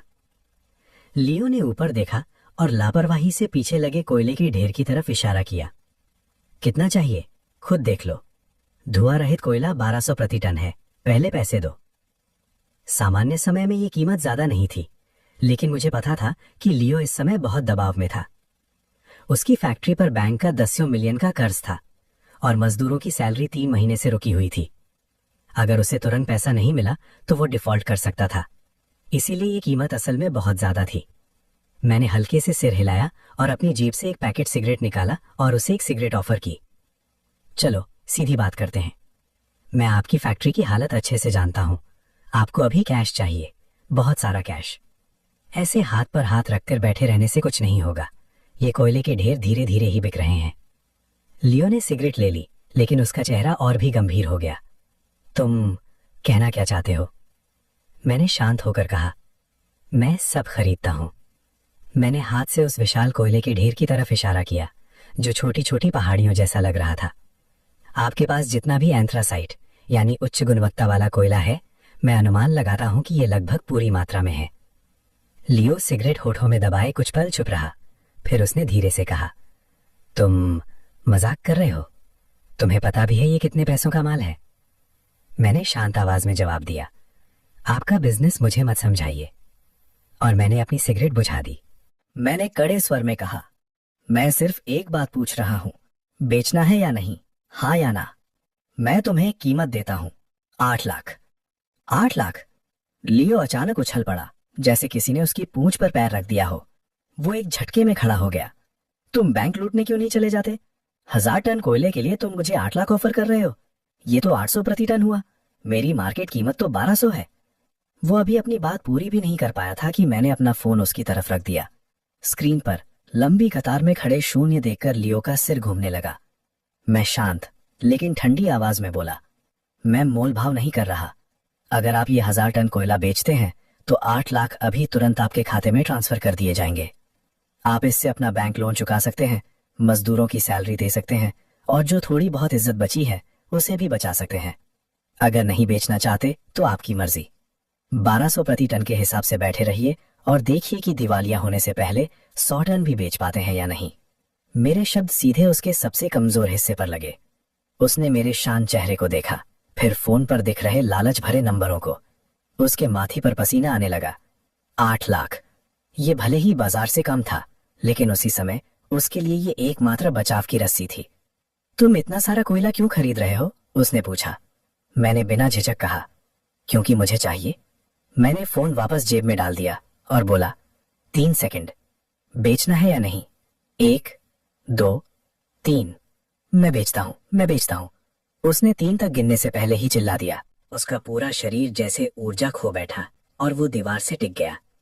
लेकिन उसने फिर भी कहा, मेरी एक शर्त है, पैसा अभी मेरे खाते में आना चाहिए। कोई समस्या नहीं, मैंने तुरंत जवाब दिया। फिर मैंने भी अपनी शर्त रखी, आप माल एक साथ नहीं ले जा सकते। आज रात से हर दिन 10 बजे के बाद आप ट्रकों की व्यवस्था करेंगे और धीरे धीरे इसे शहर के पश्चिमी पहाड़ी इलाके के गोदाम में पहुंचाएंगे। मैंने उसे उस गोदाम का पता भेज दिया जो मैंने पहले ही किराए पर ले लिया था। ट्रांसपोर्ट का खर्च मैं दूंगा, लेकिन याद रखना, जितना ज्यादा गुप्त रखोगे उतना बेहतर है। मैं नहीं चाहता कि किसी को पता चले कि मैंने इतना सारा कोयला खरीदा है। लियो मुझे हैरानी से देख रहा था। उसे लग रहा था कि ये युवक दिन ब दिन और भी अजीब होता जा रहा है, लेकिन वो अब मुझसे सवाल पूछने की स्थिति में नहीं था। डील पक्की। जैसे ही उसके फोन में 8 लाख की भारी रकम दिखाई दी, मैंने तुरंत पैसा ट्रांसफर कर दिया। लियो की आंखें लाल हो गईं। उसे ऐसा लग रहा था जैसे उसे अपनी आखिरी उम्मीद मिल गई हो। उसी समय मेरा फोन वाइब्रेट हुआ।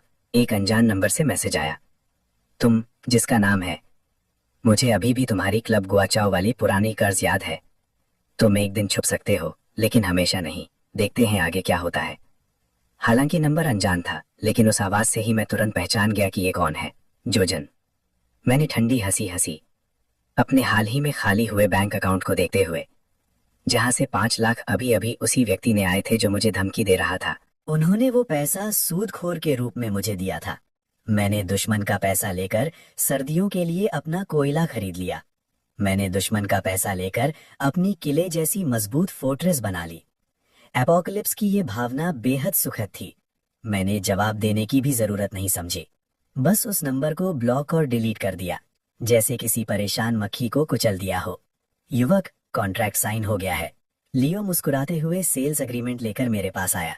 चिंता मत कीजिए, मैं खुद ट्रांसपोर्ट संभाल लूंगा। सब कुछ सुरक्षित और पूरी तरह गुप्त तरीके से होगा। अब पैसा मिल जाने के बाद उसका रवैया काफी नरम हो गया था। मैंने सिर हिलाया और जाने ही वाला था कि लियो को अचानक कुछ याद आया। अब सोचता हूँ तो ये अजीब है। इस साल मार्केट सच में बहुत अजीब है। मेरी फैक्ट्री को लगभग 6 महीने से कोई ग्राहक नहीं मिला, लेकिन इस हफ्ते अचानक कई लोग कोयला खरीदने आ गए। और अजीब बात यह है कि कोई भी बड़ी मात्रा में खरीद नहीं रहा और सब बहुत रहस्यमयी है। वो बोलता रहा, बिना ज्यादा ध्यान दिए। पहले दिन 2 लोग आए, कल एक और।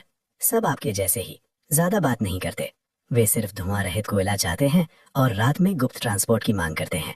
मैं वहीं रुक गया। मेरी नजरें अचानक तेज हो गईं। और भी लोग? मुझे लगता था अभी सर्दी शुरू नहीं हुई है, तो फिर हर कोई अचानक सर्दियों की तैयारी क्यों कर रहा है, जैसे सब लोग कोयला जमा कर रहे हों। शायद मौसम अचानक बहुत तेजी से बदल जाएगा। लियो की ये आखिरी बात बस एक मजाक जैसी थी, लेकिन मेरे कानों में पड़ते ही ये मेरे लिए एक करंट जैसा झटका बन गई। मेरे चेहरे पर कोई बदलाव नहीं आया, लेकिन अंदर से मेरा दिल कस गया। क्या वाकई और लोग भी गुप्त रूप से सामान जमा कर रहे हैं? क्या और भी रीइंकार्नेटेड लोग हैं, पुनर्जन्म लेने वाले हैं? या फिर ऐसा नहीं है, शायद सरकार को कुछ भनक लग चुकी है और वो बिना शोर शराबे के गुप्त चैनलों से तैयारी कर रही है। किसी भी स्थिति में इसका मतलब यही था। इस एपोकलिप्स वाले शतरंज के खेल में मैं अकेला खिलाड़ी नहीं हूँ। समय मेरी सोच से कहीं ज्यादा तेजी से खत्म हो रहा था। लियो की बातें मेरे दिल पर भारी पड़ गईं, लेकिन मेरा चेहरा बिल्कुल शांत रहा। क्या मैं ही अकेला रीइंकार्नेटेड हूँ? जैसे ही ये विचार आया, मैंने उसे तुरंत दबा दिया। कोई फर्क नहीं पड़ता कि दूसरों को सच पता है या नहीं, मुझे हमेशा एक कदम आगे रहना होगा। मैंने जल्दी से कुछ जवाब दिया और वहां से तेजी से निकल गया। फिर मैंने कोयला फैक्ट्री से बाहर निकलते ही रुकना बंद कर दिया। मैंने यिनचिंग के आसपास 10 से ज्यादा पेट्रोल पंपों का दौरा किया। हर जगह मैं सिर्फ 4-5 कैन फ्यूल खरीदता था। मैं बहाना बनाता था कि ये एक जनरेटर के लिए है जो कंस्ट्रक्शन साइट पर इस्तेमाल होगा। मेरी लग्जरी कार और शांत व्यवहार देखकर अधिकतर कर्मचारी बिना ज्यादा सवाल किए सब बेच देते थे। पूरा दोपहर भर में यही करता रहा। मैंने धीरे धीरे 2 टन डीजल जमा कर लिया था, जैसे कोई चींटी अपने दाने एक एक करके घोंसले में ले जाती है। मैंने उसे अलग अलग किराए के स्टोरेज बॉक्स में बांट कर रख दिया। मैंने कई भागने के रास्ते यानी एस्केप रूट्स भी तैयार कर लिए थे, लेकिन ये अभी भी काफी नहीं था।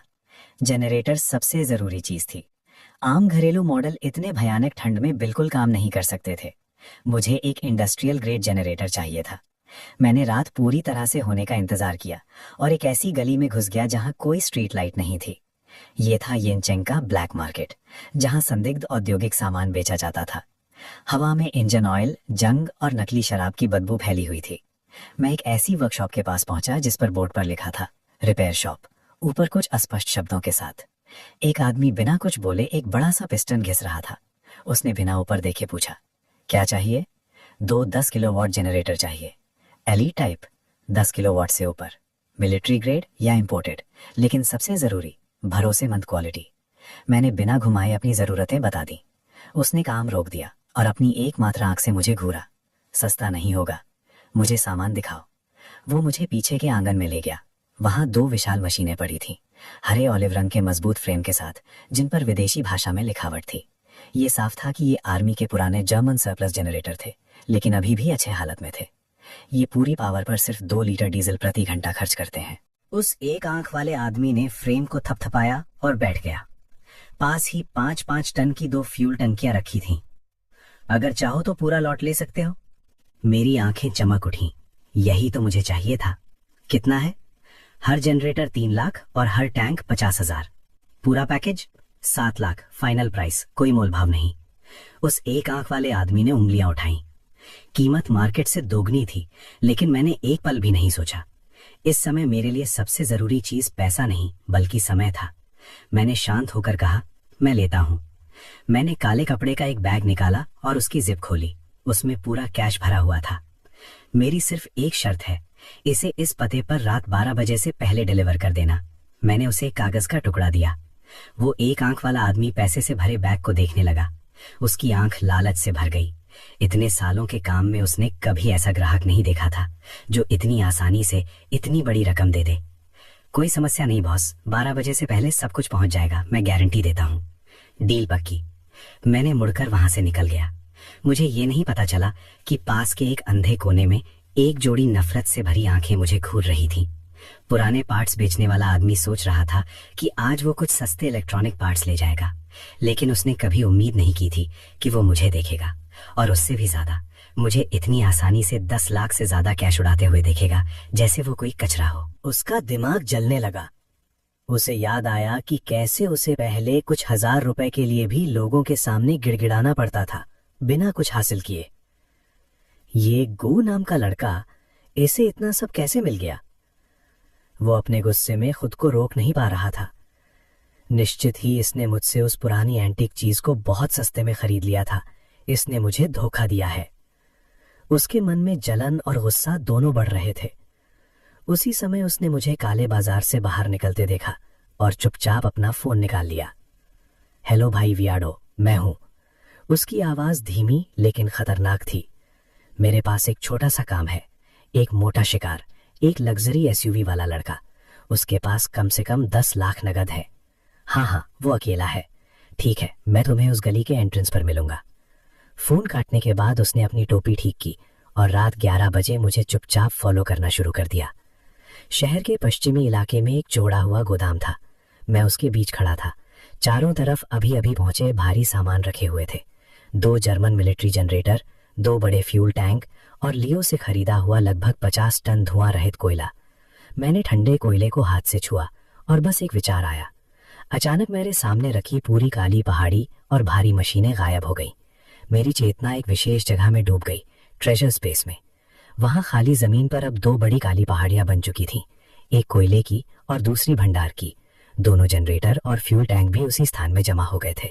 मैंने सारा डीजल टैंकों में डाल दिया था और जैसे जैसे तरल का स्तर बढ़ रहा था, मेरे अंदर एक पहले कभी ना महसूस हुई सुरक्षा की भावना भर रही थी। ये मेरा अपोकलिप्स में बचने का कैपिटल था और मेरी बदले की कुंजी भी यही थी। मैंने गोदाम का दरवाजा अच्छे से बंद किया और पैदल बाहर निकल गया। गोदाम क्षेत्र से निकलकर मैं एक संकरी गली में मुड़ गया जो मुख्य सड़क की ओर जाती थी। लेकिन जैसे ही मैं अंदर घुसा, मुझे महसूस हो गया पीछे कदमों की आवाज थी। ना बहुत तेज, ना बहुत धीमी, जैसे कोई बिल्ली अपने शिकार से खेल रही हो। मैंने बिना पीछे देखे हल्की सी ठंडी मुस्कान दी और अपनी चाल नहीं बदली। मैं आराम से चलता रहा। गली बहुत गहरी थी। कुछ मोड़ लेने के बाद मैं जानबूझकर एक डेड एंड कल डिसैक पर पहुंचा और फिर मुड़ गया। गली के मुहाने पर 5 लोग खड़े थे जिन्होंने पूरी रोशनी रोक दी थी। उनका लीडर, पतला बीमार सा चेहरा, लाल आंखें, वही था दुआओ। उसके साथ 4 बड़े और मजबूत गुंडे थे जिनके हाथों में लोहे की रॉड और बेसबॉल बैट थे। उनकी नजरें खतरनाक थीं। दुआओ धीरे धीरे आगे आया और ताली बजाई। उसके चेहरे पर एक डरावनी मुस्कान थी। बॉस, फिर से मुलाकात हो गई। वो मुझे ऊपर से नीचे तक देखने लगा जैसे कोई फंसा हुआ शिकार देख रहा हो। क्या इत्तेफाक है ना? मैं तो सोच ही रहा था कि पिछली डील में मैंने कुछ पैसे खो दिए थे और मैं तुमसे इस बारे में बात करने वाला था, और देखो तुम खुद ही मिल गए। एक लंबा सुनहरे बालों वाला गुंडा अपने हाथ में बेसबॉल बैट घुमाते हुए बोला, चलो अब खेल खत्म करते हैं। आवाज भारी और गूंजदार थी। अरे लड़के, चुप रहो। मेरे बॉस तुमसे बात करके तुम्हें एक मौका दे रहे हैं। अगर तुम्हें अपनी भलाई चाहिए तो जो भी कीमती चीजें तुम्हारे पास हैं सब निकाल दो और अपनी गाड़ी की चाबियां भी। शायद तब हम तुम्हें ज्यादा तकलीफ ना दें। एक मोटे चेहरे वाला गुंडा लोहे की रॉड हवा में घुमाता हुआ आगे बढ़ा, जिससे सीटी जैसी आवाज आने लगी। मैंने उनकी तरफ देखा और फिर अपनी नजर सीधे दुआओं पर टिकाई। मेरी आंखें बिल्कुल बर्फ जैसी ठंडी थीं। तुम क्या चाहते हो? दुआओं को लगा कि मैं डर गया हूं। उसकी मुस्कान और भी घमंडी हो गई। बहुत आसान बात है। उसने एक उंगली उठाई। पिछली बार वाली पुरानी एंटीक चीज, मैंने पता लगाया है, उसकी कीमत कम से कम, उसने उंगली ऊपर की, 10 लाख। मैं तो बस सही बिजनेस करता हूं। अगर तुम कमाओगे तो मुझे भी नुकसान नहीं होना चाहिए। दुआओं की हंसी पूरी गली में गूंज उठी। बॉस, पिछली बार मैंने उस डील में नुकसान उठाया था, तो क्यों ना तुम मुझे वो फर्क भर दो। उसकी आवाज गली में गूंजती रही और वो ऐसे मुस्कुरा रहा था जैसे शिकार के साथ खेल रहा हो। पीछे खड़े गुंडे हंसने लगे। उनके हाथों में लोहे की रॉड और बैट अंधेरे में चमक रहे थे। अरे लड़के, सुना तुमने? मेरे बॉस कह रहे हैं पैसा और गाड़ी की चाबियां निकाल दो। सुनहरे बालों वाला गुंडा बैट दीवार पर मारता रहा, जिससे सीमेंट के टुकड़े गिरने लगे। एक और भारी भरकम आदमी अपनी उंगलियां चटकाते हुए धीरे धीरे आगे बढ़ा। गली पूरी तरह मौत जैसी खामोश हो गई थी। सिर्फ उनके भारी कदमों की आवाज सुनाई दे रही थी। मैं दीवार से टिक गया, चेहरा बिल्कुल शांत।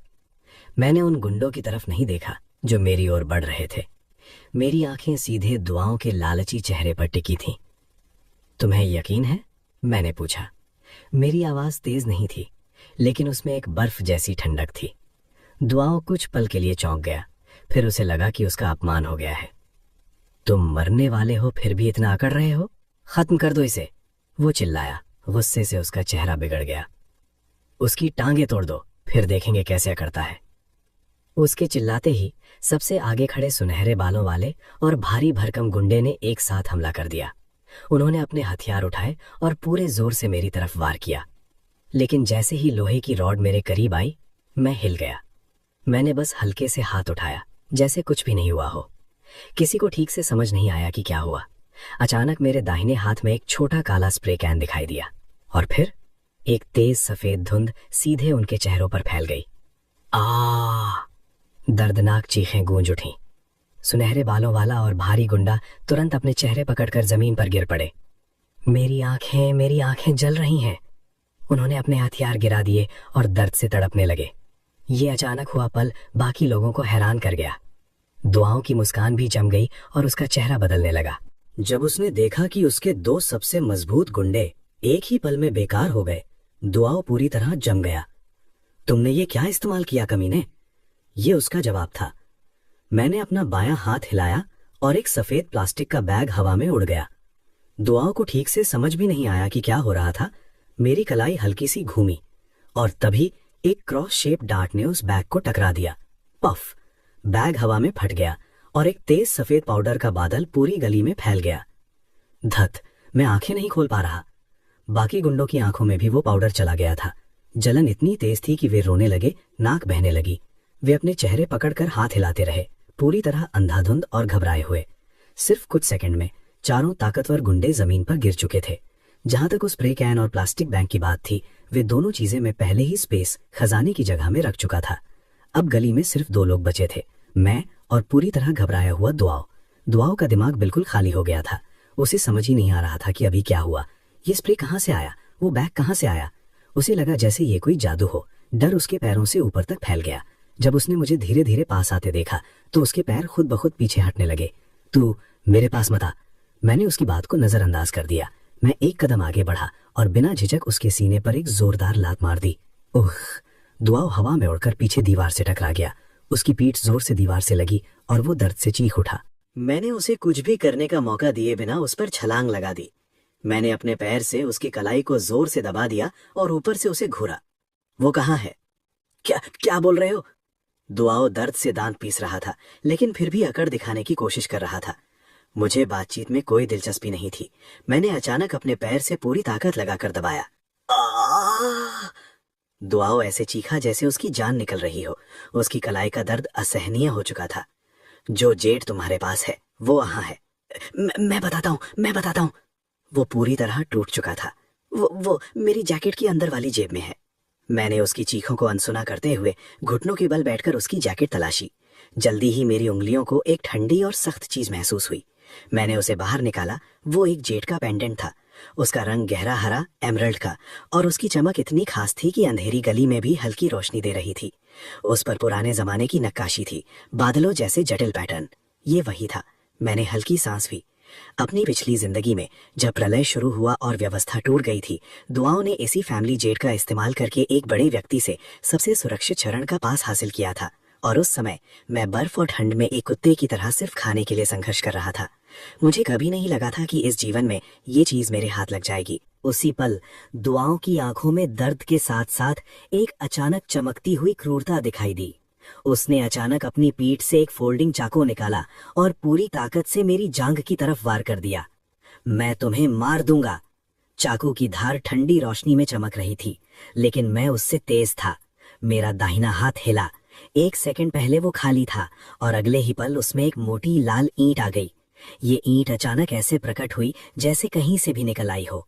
दुआओं का चाकू हवा में ही रुक गया। उसकी आंखें फटी की फटी रह गई। ईंट? ये ईंट कहाँ से आई? वो कुछ समझ पाता उससे पहले ही मेरे हाथ में पकड़ी ईंट जोर से नीचे आ गिरी। धड़ाम! एक भारी आवाज। लाल ईंट दुआओं के गाल को छूते हुए उसके ठीक बगल की सीमेंट की दीवार से टकराकर टूट गई। टुकड़े उड़कर उसके चेहरे पर लगे और कई जगह खून निकल आया। दुआओं डर से पूरी तरह जम गया था। ईंट की हवा तक ने उसके चेहरे की त्वचा जला दी थी। अगर वो वार सीधे सिर पर लगता तो। अचानक उसके शरीर से नीचे गर्म तरल बहने लगा और गंदी बदबू हवा में फैल गई। दुआओं डर के मारे खुद पर काबू नहीं रख पाया था। उसने खुद को ही गंदा कर लिया था। मैंने उसे घृणा से देखा। धीरे धीरे खड़ा होकर मैं एक कदम पीछे हटा और जेड पेंडेंट को सुरक्षित जगह रख दिया। मैंने नीचे कांपते हुए उस आदमी को देखा। दुआओं अब सच में एक बेकार कचरा बन चुका था। भाग जाओ, मैंने ठंडे स्वर में कहा और फिर मैं मुड़कर वहां से निकल गया। मैं बिना पीछे देखे वहां से निकल गया। गली में अब सिर्फ 5 लोग बचे थे, अंधे, घायल गुंडे और दुआओं जो अपनी ही हालत में टूट चुका था। मैं गली से बाहर आया और फिर से स्ट्रीट लाइट्स की रोशनी में आ गया। रात की ठंडी हवा ने मुझे हल्का सा कंपकपी दी।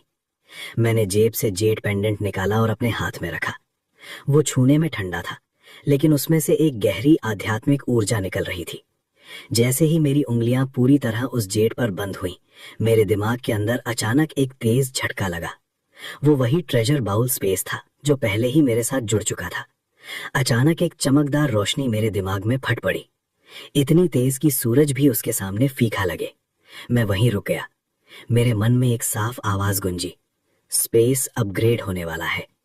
मेरे हाथ में रखा जेड पेंडेंट अचानक गर्म होने लगा, लेकिन ये गर्मी सामान्य नहीं थी। ये एक आत्मा, सोल की कंपन जैसी भावना थी। जेड पेंडेंट टूटा नहीं, बल्कि वो अचानक हजारों छोटे छोटे हरे चमकते कणों में बदल गया, जैसे जीवित रोशनी की मछलियां, फायरफ्लाइज। वे कण मेरी हथेली में घुसने लगे और अगले ही पल मेरी आंखों के सामने सब कुछ काला हो गया। मेरी चेतना एक जबरदस्त शक्ति द्वारा खींच ली गई और मैं ट्रेजर बाउल स्पेस में प्रवेश कर गया। अंदर का स्पेस तेजी से फैलने लगा। जमीन कांप रही थी और फैल रही थी, जैसे उसकी कोई सीमा ही ना हो। वो दुनिया जिसका अंत पहले दिखाई देता था, अब बदलने लगी थी। पहले जो जगह थी वो अब आंखों से दिखाई देने वाली गति से फैलने लगी, जैसे पागलों की तरह अनंत अंधेरे की ओर खिंच रही हो। मेरे सिर के ऊपर का धूसर आसमान फट गया और वो पहले से ऊंचा और दूर हो गया। कोयले और खाने के ढेर जो कभी पहाड़ जैसे लगते थे, अब इस बड़े परिवर्तन के बीच 2 छोटे टीले बनकर रह गए थे। जगह ठीक 10 गुना बढ़ चुकी थी। स्टोरेज स्पेस 100 घन मीटर से बढ़कर 1000 घन मीटर हो गया था। एक बहुत बड़ा स्थान जो लगभग एक बास्केटबॉल मैदान के आकार का और 10 मीटर ऊंचा था। मैं अभी इस झटके से उभर भी नहीं पाया था कि अचानक पूरी तरह नई जानकारी का एक प्रवाह, जैसे कोई रहस्य उद्घाटन, मेरे दिमाग में भर गया। कोई शब्द नहीं, कोई आवाज नहीं, ये एक सहज ज्ञान था, एक नई क्षमता, खतरे की अनुभूति। मैं अपने चारों ओर 10 मीटर के दायरे में किसी भी बुरी नीयत को पहले से भांप सकता था, लेकिन एक स्वर्गीय आपदा आने वाली थी। मैंने अचानक अपनी आंखें खोल दी। मैं अभी भी उसी स्ट्रीट लाइट के नीचे खड़ा था, हाथ खाली थे, जैसे अभी जो कुछ हुआ वो सिर्फ एक भ्रम हो। मैंने फिर से आंखें बंद की और उस नई शक्ति को सक्रिय करने की कोशिश की। एक ही पल में दुनिया बदल गई। राहगीर आते जाते दिखने लगे, उनके चेहरों पर अलग अलग भाव थे। गाड़ियां तेजी से गुजर रही थीं, यहाँ तक कि वो आवारा बिल्ली भी जो कोने में खाना ढूंढ रही थी, एक हल्के रंग की परत से ढकी हुई दिखाई दी। ज्यादातर रंग सफेद और नीले थे, जो सामान्य स्थिति को दर्शा रहे थे। सब कुछ शांत था। इलेक्ट्रिक स्कूटर पर बैठा आदमी ट्रैफिक से परेशान था। उसके सिर के ऊपर अधीरता की पीली आभा तैर रही थी। जो युवक फोन पर झगड़ रहा था, वो गुस्से के लाल रंग से घिरा हुआ था। भावनाएं जटिल थीं, लेकिन उनमें से कोई भी मुझसे संबंधित नहीं थी। मेरी चेतना एक अदृश्य जाल की तरह अचानक फैल गई। मैंने उसे चौंकाने वाली स्पष्टता से महसूस किया। एक काला धब्बा, बहुत हल्का लेकिन बेहद साफ। सड़क के दूसरी ओर एक काली कार खड़ी थी। कार के अंदर एक आदमी कांच के पार से मुझे घूर रहा था। उसकी नजर बर्फ की तरह ठंडी थी। मैं यहां तक देख सकता था कि उसके दिल में छिपी बुरी नीयत, जैसे साफ पानी में स्याही की एक बूंद, धीरे धीरे मेरे संवेदनशील संसार में फैल रही थी। मैंने अपना सिर घुमाया और मेरी नजर ठीक उसी आदमी से टकरा गई। वो आदमी पकड़े जाने की उम्मीद नहीं कर रहा था। वो एक पल के लिए जम गया, फिर उसने तुरंत नजरें फेर लीं। उसने कार स्टार्ट की और जल्दी से वहां से भाग गया। मैंने उसका पीछा नहीं किया। मैं वहीं खड़ा रहा, इस नई क्षमता से आए विशाल बदलाव को महसूस करते हुए। ये सिर्फ भविष्यवाणी नहीं थी, ये बढ़त हासिल करना था। इसके साथ आने वाली प्रलय में मेरे खिलाफ हर साजिश उजागर हो जाएगी। खुद को संभालने के बाद मैं फिर से पहाड़ी के किनारे बनी उस विला की ओर चल पड़ा।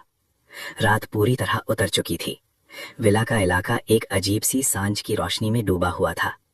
ये रोशनी सामान्य नहीं थी, ये एक रहस्यमयी चमक बिखेर रही थी। बैंगनी लाल रंग की एक बीमार सी चमक आसमान में फैली हुई थी, जैसे आकाश पर कोई विशाल घाव उभर आया हो। ओल्ड सैम की निर्माण टीम पहले ही जा चुकी थी, अब केवल वही अंतिम निरीक्षण के लिए रुका हुआ था। यंगू बॉस, इधर देखिए।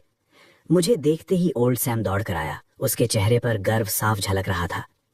बाहरी दीवारों को पूरी तरह मजबूत कर दिया गया है और बुलेट प्रूफ कांच भी लगा दिए गए हैं।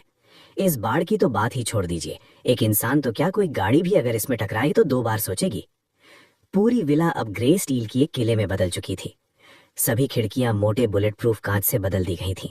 बाहरी दीवारों को डबल लेयर रीइंफोर्स्ड कंक्रीट से मजबूत किया गया था। बगीचे की 3 मीटर ऊंची 4 दीवारी में पहले से ही इलेक्ट्रिक फेंस के लिए कनेक्टर लगाए जा चुके थे। पूरा ढांचा बेहद मजबूत और सुरक्षित लग रहा था। मैंने बिना कुछ कहे पूरी विला का चक्कर लगाया और अपनी खतरे की अनुभूति को सक्रिय किया। मेरी संवेदनशील दुनिया में पूरी विला नीले रंग की एक परत से ढकी हुई थी, जो सुरक्षा, मजबूती और भरोसे का प्रतीक थी। लेकिन जैसे ही मैं विला के दक्षिण पश्चिम कोने पर पहुंचा, मैं अचानक रुक गया। वो कोना एक पुराने घने पत्तों वाले बड़े पेड़ के पास था। उस क्षेत्र में नीली आभा स्पष्ट रूप से कमजोर थी और जहां दीवार और पेड़ की शाखाएं मिल रही थीं, वहां से एक पतली लाल किरण रिस रही थी, जो कमजोरी और खतरे का संकेत थी। नंगी आंखों से देखने पर सब कुछ बिल्कुल सही लग रहा था, लेकिन मेरे लिए, मेरी खतरे की अनुभूति के अनुसार, ये एक घातक ब्लाइंड स्पॉट था। ओल्ड सैम, मैंने उस कोने की ओर उंगली दिखाते हुए कहा। मेरी आवाज में कोई बहस की गुंजाइश नहीं थी। इस 3 मीटर ऊंची दीवार को कल ही पूरी तरह तोड़ दीजिए। ओल्ड सैम स्तब्ध रह गया। बॉस, ये दीवार तो अभी अभी बनाई गई है, ये बहुत मजबूत है, इसे तोड़ दीजिए। मेरी आवाज अचानक बर्फ जैसी ठंडी हो गई। तुरंत 2 मीटर और गहराई तक नींव खोदिए, सबसे मोटे स्टील का इस्तेमाल कीजिए और दोबारा कंक्रीट डालिए। मैंने सिर उठाकर उस बड़े पेड़ की शाखाओं की ओर देखा, जो दीवार के ऊपर तक फैली हुई थीं। दीवार के ऊपर, अंदर और बाहर 3 हाई वोल्टेज इलेक्ट्रिक फेंस लगाइए और 2 सेट इंफ्रारेड अलार्म भी जोड़ दीजिए। उन्हें विला के मुख्य सुरक्षा सिस्टम से कनेक्ट कर दीजिए। ओल्ड सैम पूरी तरह हैरान और उलझन में पड़ गया। उसने मुंह खोला और शिकायत किए बिना नहीं रह सका। बॉस, आप आखिर करना क्या चाहते हैं? हम एक विला का नवीनीकरण कर रहे हैं, कोई जेल नहीं बना रहे। क्या ये सब सच में जरूरी है? कौन इतनी मेहनत करके यहाँ घुसने की कोशिश करेगा? मैंने उसे कोई स्पष्टीकरण नहीं दिया। मैंने बस आसमान की ओर उंगली उठाई, जहां हमारे ऊपर अजीब बैंगनी लाल रंग का आकाश फैला हुआ था। ओल्ड सैम, आसमान का रंग देखिए। मेरी आवाज शांत थी, लेकिन उसमें एक ऐसी गंभीरता थी जो सीधे दिल को छू जाती थी। कुछ ठीक नहीं है, इलाज से बेहतर है सावधानी। उसी पल ओल्ड सैम के पास रखा उसका फोन अचानक जल उठा और उसकी स्क्रीन पर एक नोटिफिकेशन चमकने लगा। वो एक ताजा खबर थी। युवा प्रशिक्षु ने जिज्ञासा में उस पर क्लिक कर दिया। समाचार प्रस्तुतकर्ता की शांत आवाज गूंज उठी। ताजा खबर, एक दुर्लभ भूचुंबकीय तूफान के कारण दुनिया के कई उच्च अक्षांश वाले क्षेत्रों में अद्भुत ऑरोरा यानी नॉर्दर्न लाइट्स दिखाई दिए हैं। हमारे देश के उत्तरी क्षेत्रों और अन्य स्थानों पर भी दुर्लभ लाल और हरे रंग के ऑरोरा देखे गए हैं। स्क्रीन पर दुनिया भर की तस्वीरें एक एक करके चलने लगीं। आसमान अजीब और बहते हुए रंगीन रिबन से फटा हुआ दिखाई दे रहा था। ये दृश्य बेहद रहस्यमय और अविश्वसनीय था। उन तस्वीरों में से एक में आसमान का रंग बिल्कुल वैसा ही था जैसा हमारे सिर के ऊपर फैली हुई बैंगनी लाल सांझ की चमक। खगोलविदों का कहना है कि ये भूचुंबकीय असामान्यता अभूतपूर्व स्तर की है और इसके सटीक कारण की अभी भी तुरंत जांच की जा रही है। लोगों से अपील की गई है कि वे घबराएं नहीं। ओल्ड सैम ने अपने फोन पर उस अजीब ऑरोरा को देखा, फिर अपने सिर के ऊपर फैले हुए दबाव भरे आसमान की ओर नजर उठाई। आखिरकार वो मेरे शांत और भावहीन चेहरे की ओर मुड़ा। अचानक एक अनजानी सिहरन उसकी रीढ़ की हड्डी में दौड़ गई, कमर से लेकर गर्दन तक। वो बिना वजह कांप उठा। मैं समझ गया बॉस। ओल्ड सैम की आवाज अब गंभीर और दृढ़ हो चुकी थी। अब किसी भी संदेह की गुंजाइश नहीं थी। कल सुबह मैं लोगों को लेकर आऊंगा। मैं वादा करता हूँ हम सब कुछ ठीक वैसे ही करेंगे जैसा आप चाहते हैं। मैंने हल्के से सिर हिलाया और घर के अंदर प्रवेश कर गया। खाली कमरा एक अजीब सी खामोशी और अनजानी भावना से भरा हुआ था। सीमेंट और धूल की गंध हवा में फैली हुई थी। मैं विशाल बुलेट प्रूफ कांच की खिड़की के सामने खड़ा था। बाहर की शांत रात को देख रहा था। एक अजीब सा सुरक्षा का एहसास, जैसे सब कुछ मेरे नियंत्रण में हो, मुझे घेर रहा था। अचानक फोन एक बार वाइब्रेट हुआ। ये तांगियाओं का संदेश था। मेरा निवेश आखिर कब फल देगा? उधर जुएंग ब्याज के लिए बहुत दबाव डाल रहा है। मैंने उस किस वाले इमोजी को देखा और ठंडी मुस्कान के साथ मुस्कुरा दिया। मेरी उंगलियां तेजी से जवाब टाइप करने लगी। जल्द ही चिप आने वाली है। संदेश भेज दिया गया। मैंने फोन नीचे रखा और फिर से खिड़की के बाहर देखा। आंगन में खड़ा वो पुराना घना पेड़ रात की खामोशी में चुपचाप खड़ा था। अचानक एक पत्ता शाखा से अलग हो गया। उसे हवा ने नहीं उड़ाया, वो खुद ही धीरे धीरे घूमता हुआ नीचे गिरने लगा। वो एक मुरझाया हुआ पीला पत्ता था जिसके किनारे मुड़े हुए थे और नसें सूख चुकी थीं, मानो उसमें से मौत की हल्की सी सांस निकल रही हो। अभी तो गर्मियों की शुरुआत ही हुई थी। रात बिना किसी घटना के बीत गई, लेकिन अगले दिन भोर होते ही जैसे ही सूरज की पहली किरण बुलेट प्रूफ कांच से अंदर आई, मैं पहले से ही विला के बेसमेंट में मौजूद था। इस जगह को ओल्ड सैम की टीम ने पूरी तरह से नया बनाया था। दीवारों और छत को कई परतों वाले वाटरप्रूफ और साउंड प्रूफ मटेरियल से मजबूत किया गया था। वेंटिलेशन सिस्टम सीधे बाहर छिपे हुए एयर आउटलेट से जुड़ा हुआ था। यही इस प्रलय रोधी किले का दिल था। सिर्फ एक विचार के साथ कई बक्से अचानक प्रकट हो गए। पूरी तरह नए उपकरण अचानक कहीं से प्रकट हो गए। मैंने पैकेजिंग खोली, धातु के सपोर्ट फ्रेम जोड़े और उच्च शक्ति वाली ग्रो लाइट स्थापित की। बैंगनी लाल रोशनी जल उठी जिसने पूरे स्थान को एक साईफाई फिल्म के एलियन बेस जैसा बना दिया। इसके बाद मैंने हाइड्रोपोनिक खेती प्रणाली लगाई। मैंने न्यूट्रिएंट सॉल्यूशन के पाइपलाइन सिस्टम को जोड़ा और सफेद कल्चर ट्रे सेट की। सब पूरा होने के बाद मैंने कई स्पेस ग्रेड बीजों के पैकेट निकाले, तेजी से बढ़ने वाली लेट्यूस और सूखा प्रतिरोधी चाइव्स। ये वही विटामिन स्रोत थे जो प्रलय की शुरुआत में सबसे जल्दी उगाए जा सकते थे। मैंने कुशल हाथों से बीजों को कल्चर मीडियम में बोया और उन्हें पोषक घोल से भिगो दिया। कुछ ही घंटों बाद आखिरी लाइट भी सेट हो चुकी थी। भूमिगत इको ग्रो गार्डन अब आकार ले चुका था। मैं उस बैंगनी रोशनी के नीचे खड़ा रहा जैसे मैं पहले से ही उन छोटे छोटे हरे अंकुरों को देख रहा हूं जो कुछ ही दिनों में निकलने वाले थे। ये जीवन का रंग था जो भविष्य में सोने से भी ज्यादा कीमती होने वाला था। मैं बिना रुके बेसमेंट के दूसरे कोने की ओर बढ़ गया। वहां एक बड़ा और उन्नत वाटर फिल्ट्रेशन सिस्टम रखा था। ये मशीन लगभग हर तरह के प्रदूषण को साफ कर सकती थी, यहाँ तक कि भारी धातु और परमाणु विकिरण को भी। मैंने इसे गहरे भूमिगत पानी के कुएं से जोड़ा और पाइपलाइन सिस्टम से कनेक्ट कर दिया। छत पर बारिश और बर्फ के पानी को इकट्ठा करने की व्यवस्था थी। एक पूरा बंद सर्किट वाला जीवन रक्षा सिस्टम तैयार हो चुका था। मैंने वाल्व खोला और मशीन चालू कर दी। एक हल्की गूंज के साथ रोशनी धीमी हो गई, इंडिकेटर जल उठा और ट्यूब से साफ क्रिस्टल जैसा पानी बहने लगा। मैंने थोड़ा पानी अपनी हथेली में लिया। वो ठंडा था और हल्का सा मीठा स्वाद लिए हुए था। मैंने उसे बर्बाद नहीं किया। मैंने आउटपुट को सीधे अपने खजाने वाले स्पेस से जोड़ दिया। मेरा मन उसमें चला गया और मैंने कल्पना की कि अचानक एक साधारण आकार का बड़ा स्विमिंग पूल वहां बन गया है। अगले ही पल खाली जमीन पर एक बड़ा सफेद पूल प्रकट हो गया। शुद्ध पानी कहीं से अचानक गिरने लगा जैसे झरना हो और पूल में तेज आवाज के साथ भरने लगा। पानी का स्तर बढ़ता देख मेरे दिल में सुरक्षा का एहसास और मजबूत हो गया। खाना, पानी और ऊर्जा, जीने के ये तीन मुख्य तत्व मेरे हाथ में पूरी तरह थे। तभी अचानक एक तेज घंटी बजी।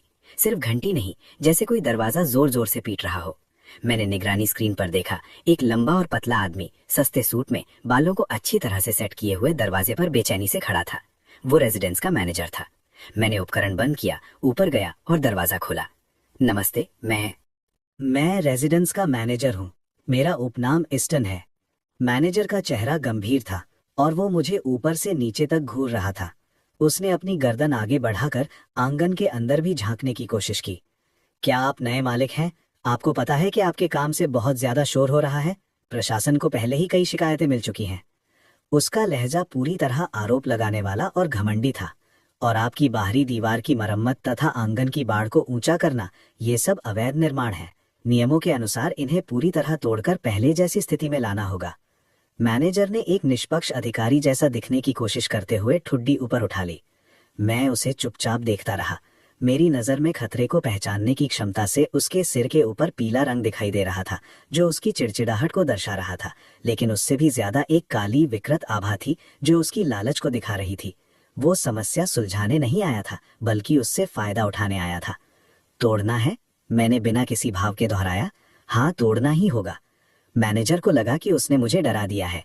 उसका व्यवहार और भी घमंडी हो गया। वरना हम प्रशासन को रिपोर्ट करेंगे और आपको जबरदस्ती ये सब हटवाना पड़ेगा। मैंने सिर हिलाया और अंदर चला गया। मैनेजर मुस्कुराया, सोचते हुए कि मैं डर गया हूँ। उसे लगा पैसा हो तो ये लोग आखिर में झुक ही जाते हैं। अगले ही पल में बाहर निकला। मेरे हाथ में कोई कागज नहीं था, बल्कि एक काला प्लास्टिक बैग था जिसे मैंने लापरवाही से मैनेजर की तरफ फेंक दिया। बैग खुल गया, जिसमें चमचमाती नई लाल नोटों की 20 गड्डियां दिखाई दी। साथ में 2 पैकेट सिगरेट भी थे। कुल मिलाकर करीब 2 लाख थे। 10 साल की फीस पहले से ही एडवांस में दे दी है। बाकी पैसा डायरेक्टर की परेशानी के लिए है। एक ड्रिंक लेने के लिए काफी है। डायरेक्टर के चेहरे के भाव जम गए। उसकी आंखें उस पैसे और सिगरेट पर टिकी रहीं और वो जोर से निकल गया। 10 साल की फीस, सालाना लगभग 10,000 से थोड़ी ज्यादा, और ये लड़का अभी अभी 2 लाख यूं ही फेंक रहा है। ये नियमों के अनुसार ठीक नहीं है, उसने कहा, लेकिन उसकी आंखें अब भी बैग से हट नहीं रही थीं। मैंने उसकी चाल को साफ समझ लिया। मैं एक कदम आगे बढ़ा और उसके कान के पास झुक गया। मेरी आवाज बहुत धीमी थी। मुझे शांति पसंद है। मुझे पसंद नहीं कि कोई मुझे परेशान करे।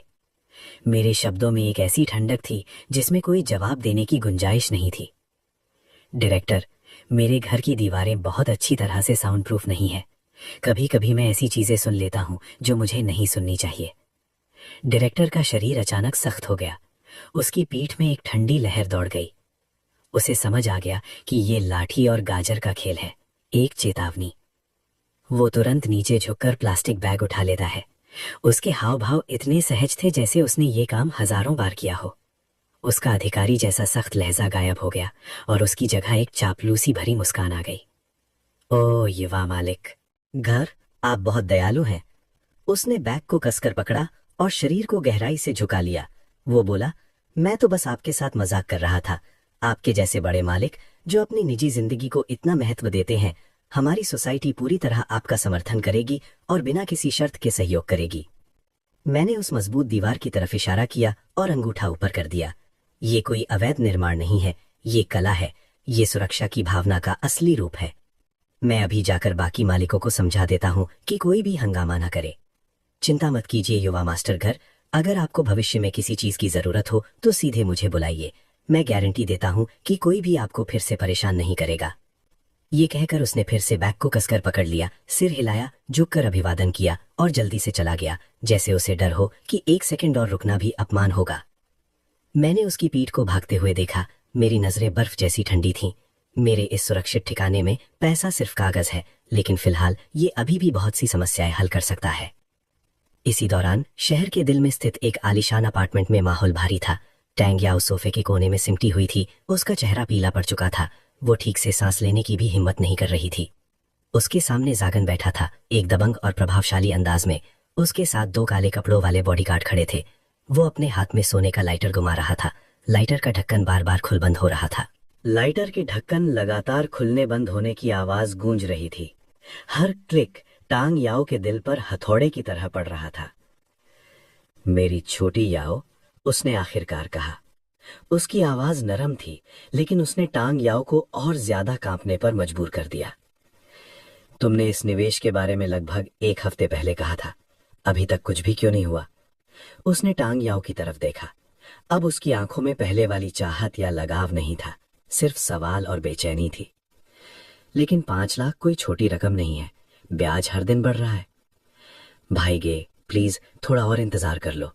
टांग याओ की आवाज गले में अटक गई। उसने कहा है कि जल्द ही खबर मिलेगी, एक बड़ा सरप्राइज, बहुत बड़ा सरप्राइज। उसने ठंडी हंसी हंसी। लाइटर फिर क्लिक हुआ। मैं अब और इंतजार नहीं कर सकता, मुझे अभी पैसे चाहिए। वो खड़ा हो गया और टांग याओ के पास आने लगा। या तो तुम मेरे 5 लाख और उसका ब्याज अभी वापस करो। उसकी नजर उसके खूबसूरत चेहरे और शरीर पर फिसली, या फिर उसकी आंखों में क्रूरता चमक उठी। टांग याओ को लगा जैसे उसकी हड्डियों में बर्फ उतर गई हो। वो समझ चुकी थी कि वो किस तरह का इंसान है। उसके बारे में पहले ही अफवाहें थीं। उसके हाथों पड़ना मौत से भी बदतर था। नहीं, ऐसा मत करो। वो पीछे हटती गई, डर से कांपते हुए, और दिमाग में बच निकलने का रास्ता ढूंढने लगी। और तभी उसके मन में एक गंदी, खतरनाक सोच पैदा हुई। ये सब गू ये की वजह से है। अगर गू ये नहीं होता तो मैं कभी इस हालत में नहीं आती। उसने तुम्हारा पैसा भी लिया और मेरा भी, धोखा दिया। नहीं, उसने निवेश नहीं किया। उसने उस पैसे से पहाड़ की ढलान पर एक बहुत बड़ी विला खरीद ली। जुआन अचानक रुक गया और आंखें सिकोड़ ली। विला? हाँ। टांगयाओ घिसटते हुए टेबल तक गई और अपने फोन से तस्वीरें निकालने लगी। वो तस्वीर प्राइवेट डिटेक्टिव ने ली थी, मेरी स्टील जैसी किलेबंदी। यहाँ देखो, विला नंबर 01 युंडिन चानचान। उसने सारा पैसा यहीं लगा दिया है। टांगयाओ आग में घी डालते हुए चिल्लाई। उसने कहा था कि दुनिया का अंत आने वाला है, वो इसे एक बंकर बनाना चाहता है। वो पागल है, पूरा पागल। सारा पैसा उसके पास ही है, जाओ उसे पकड़ो। जुआन ने तस्वीर में उस ग्रे अजीब आकार वाली इमारत को देखा और उसकी आंखों में लालच भर गया। इतना पैसा सिर्फ रेनोवेशन पर खर्च करना, इसका मतलब है कि उस लड़के के पास 5 लाख से भी ज्यादा है। उसने धीमे से बुदबुदाया, दुनिया के अंत के लिए बंकर। उसके चेहरे पर एक क्रूर मुस्कान फैल गई। उसने हल्के से टांगयाओ के गाल पर हाथ रखा। ठीक है, अगर तुम सच बोल रही हो तो मैं इस बार तुम्हें छोड़ दूंगा। वो खड़ा हुआ और अपने बॉडीगार्ड्स को इशारा किया। आदमी बुलाओ। उसने जैकेट पहनी और आंखों में खतरनाक चमक के साथ कहा, हम जाकर हमारे प्यारे मिस्टर जी से मिलने वाले हैं, जो हाइबरनेशन की तैयारी कर रहा है। कुछ काली वैन गाड़ियों के काफिले में भूमिगत पार्किंग से निकली और तेजी से पहाड़ी विला की तरफ दौड़ पड़ी। रात धीरे धीरे ढल रही थी। कई काली गाड़ियां, जैसे खून की गंध सूंघने वाले जानवर, युंडिन चानचान की घुमावदार पहाड़ी सड़क पर तेजी से ऊपर चढ़ रही थीं। टायरों की तेज आवाज ने रेजिडेंशियल इलाके की शांति तोड़ दी। गाड़ियां रुकते ही दरवाजे जोर से खुले और 10 से ज्यादा मजबूत काले कपड़ों वाले आदमी बाहर निकले। उनके हाथों में बैट्स थे और उनके चेहरे पर हत्या जैसी नीयत साफ दिख रही थी। सबसे आगे जोझान चल रहा था, अपनी टाई ठीक करते हुए। उसकी गहरी नजर दूर खड़ी ग्रे स्टील जैसी किलेबंदी पर टिक गई। यही है। टांगयाओ का चेहरा सफेद पड़ चुका था। उसे 2 बॉडीगार्ड्स पकड़कर खड़े थे और वो कांपते हुए सिर हिला रही थी। हाँ, यही विला नंबर 01 है। जोझान ने सूंघते हुए तिरस्कार भरी आवाज निकाली। उसने हाथ उठाया। आगे बढ़ो, दरवाजा तोड़ो। एक गंजा और भारी भरकम आदमी आगे आया और बिना घंटी बजाए सीधे दरवाजे पर घूंसे मारने लगा। धड़ाम धड़ाम। भारी और गूंजती आवाज रात में फैल गई, जैसे खुली चुनौती हो। अंदर विला के डाइनिंग हॉल में तेज रोशनी जल रही थी। मैं शांति से बैठा हुआ था, अपने खाने का एक टुकड़ा काटकर धीरे धीरे खा रहा था। सामने की दीवार पर एक बड़ा स्क्रीन लगा था, जिसमें कई सीसीटीवी कैमरों की लाइव फीड चल रही थी। एक स्क्रीन पर वे अतिथि दरवाजे के बाहर खड़े दिखाई दे रहे थे। जोझान का चेहरा गुस्से से भरा हुआ था। टांगयाओ किसी डरी हुई चिड़िया की तरह लग रही थी और मैं आराम से खाना खा रहा था, जैसे कुछ भी खास नहीं हो रहा हो। मैंने अपने लिए एक ड्रिंक डाली। दरवाजा खोलो वरना हम तोड़ देंगे, बाहर से आवाज आई। जोइंग ने दरवाजा पीटने वाले आदमी को पीछे धकेल दिया। वो कैमरे के पास आया और अनजाने में अपना कॉलर ठीक किया। गुये, मैं हूं जोइंग। उसने जानबूझकर आवाज धीमी कर ली, जैसे मजबूरी में पुरानी जान पहचान निकाल रहा हो। पुराना क्लासमेट, भाई जैसा। दरवाजा खोल दे, मैं सामने से बात करना चाहता हूँ। पीछे से कोई उसे जल्दी करने के लिए धक्का दे रहा था। बैट की एक तेज आवाज सीढ़ियों पर गिरी। जोइंग की आंख में हल्का सा ऐठन आया। उसने मुड़कर उस आदमी को घूरा और फिर वापस कैमरे की तरफ देखा। उसका लहजा थोड़ा सख्त हो गया। मेरे काम को मुश्किल मत बना, तुम जानते हो मैं अकेला नहीं आया हूँ। मैंने एक टिश्यू लिया और अपने होंठ के किनारे को पोंछा। मैंने इंटरकॉम का बटन दबाया। मेरी आवाज सीधी और शांत थी। ये सही समय नहीं है। जोइंग का चेहरा तुरंत कठोर हो गया। उसे उम्मीद नहीं थी कि मैं इतना सीधे जवाब दूंगा। पीछे खड़े गुंडे तुरंत भड़क उठे। क्या घमंडी लड़का है। भाई छोड़ो इन बातों को, दरवाजा तोड़ दो। जोइंग का गला ऊपर नीचे हुआ। उसकी आंखें गुस्से से काली पड़ गईं, लेकिन फिर भी उसने मुझे मेरे पुराने नाम से पुकारा। गुये, तुम सच में ऐसा चाहते हो? अगर तुम दरवाजा नहीं खोलते तो मैं अपने आदमियों के सामने अपनी इज्जत खो दूंगा, और अगर हालात बिगड़े तो फिर कोई भी इसे रोक नहीं पाएगा। मैंने शराब का एक घूंट लिया और धीरे धीरे बोला, जोइंग, हर निवेश में जोखिम होता है, सावधानी रखना जरूरी है, ये बात तुम्हें समझनी चाहिए। वो तुरंत सख्त हो गया, जैसे निवेश शब्द ने उसके अंदर कोई संवेदनशील तार छेड़ दिया हो। मैं इस पर बहस नहीं करूंगा। मैंने 5 लाख लगाए हैं और अब मुझे मेरा पैसा चाहिए। मेरी आवाज में हल्की सी ताना था। पैसा? तुम भूल गए हो क्या? हमने एक क्लोज्ड फंड प्रोजेक्ट पर साइन किया था। क्या बकवास है? Closed fund? शब्दों का खेल मत खेलो। प्रोजेक्ट अभी लॉक इन पीरियड में है अगर तुम अभी पैसे निकालते हो तो कॉन्ट्रैक्ट के हिसाब से तुम्हें एक भी पैसा नहीं मिलेगा। मैं शांत था। थोड़ा धैर्य रखो, 1 हफ्ता और इंतजार करो। 1 हफ्ते में पहला फेज लिक्विडेट हो जाएगा, तुम्हारे 5 लाख दुगने हो जाएंगे। जोइंग की सांस तेज हो गई। दुगने? 5 लाख से 1 मिलियन? उसकी आंखों में गुस्सा धीरे धीरे बदलने लगा और उसकी जगह कुछ और खतरनाक आ गया। लालच, एक टूटे हुए इंसान की आखिरी उम्मीद जैसा। साला, 1 हफ्ते में दुगना? हाँ, मानो या ना मानो तुम्हारी मर्जी।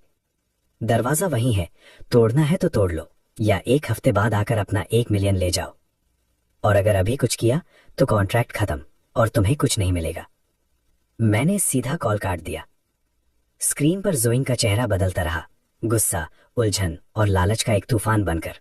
उसके चेहरे पर मैं साफ देख सकता था कि 1 मिलियन का लालच उसके दिमाग में एक विशाल कांटे की तरह फंस गया था। वो हिचक रहा था, लेकिन उस मुनाफे को छोड़ना भी नहीं चाहता था।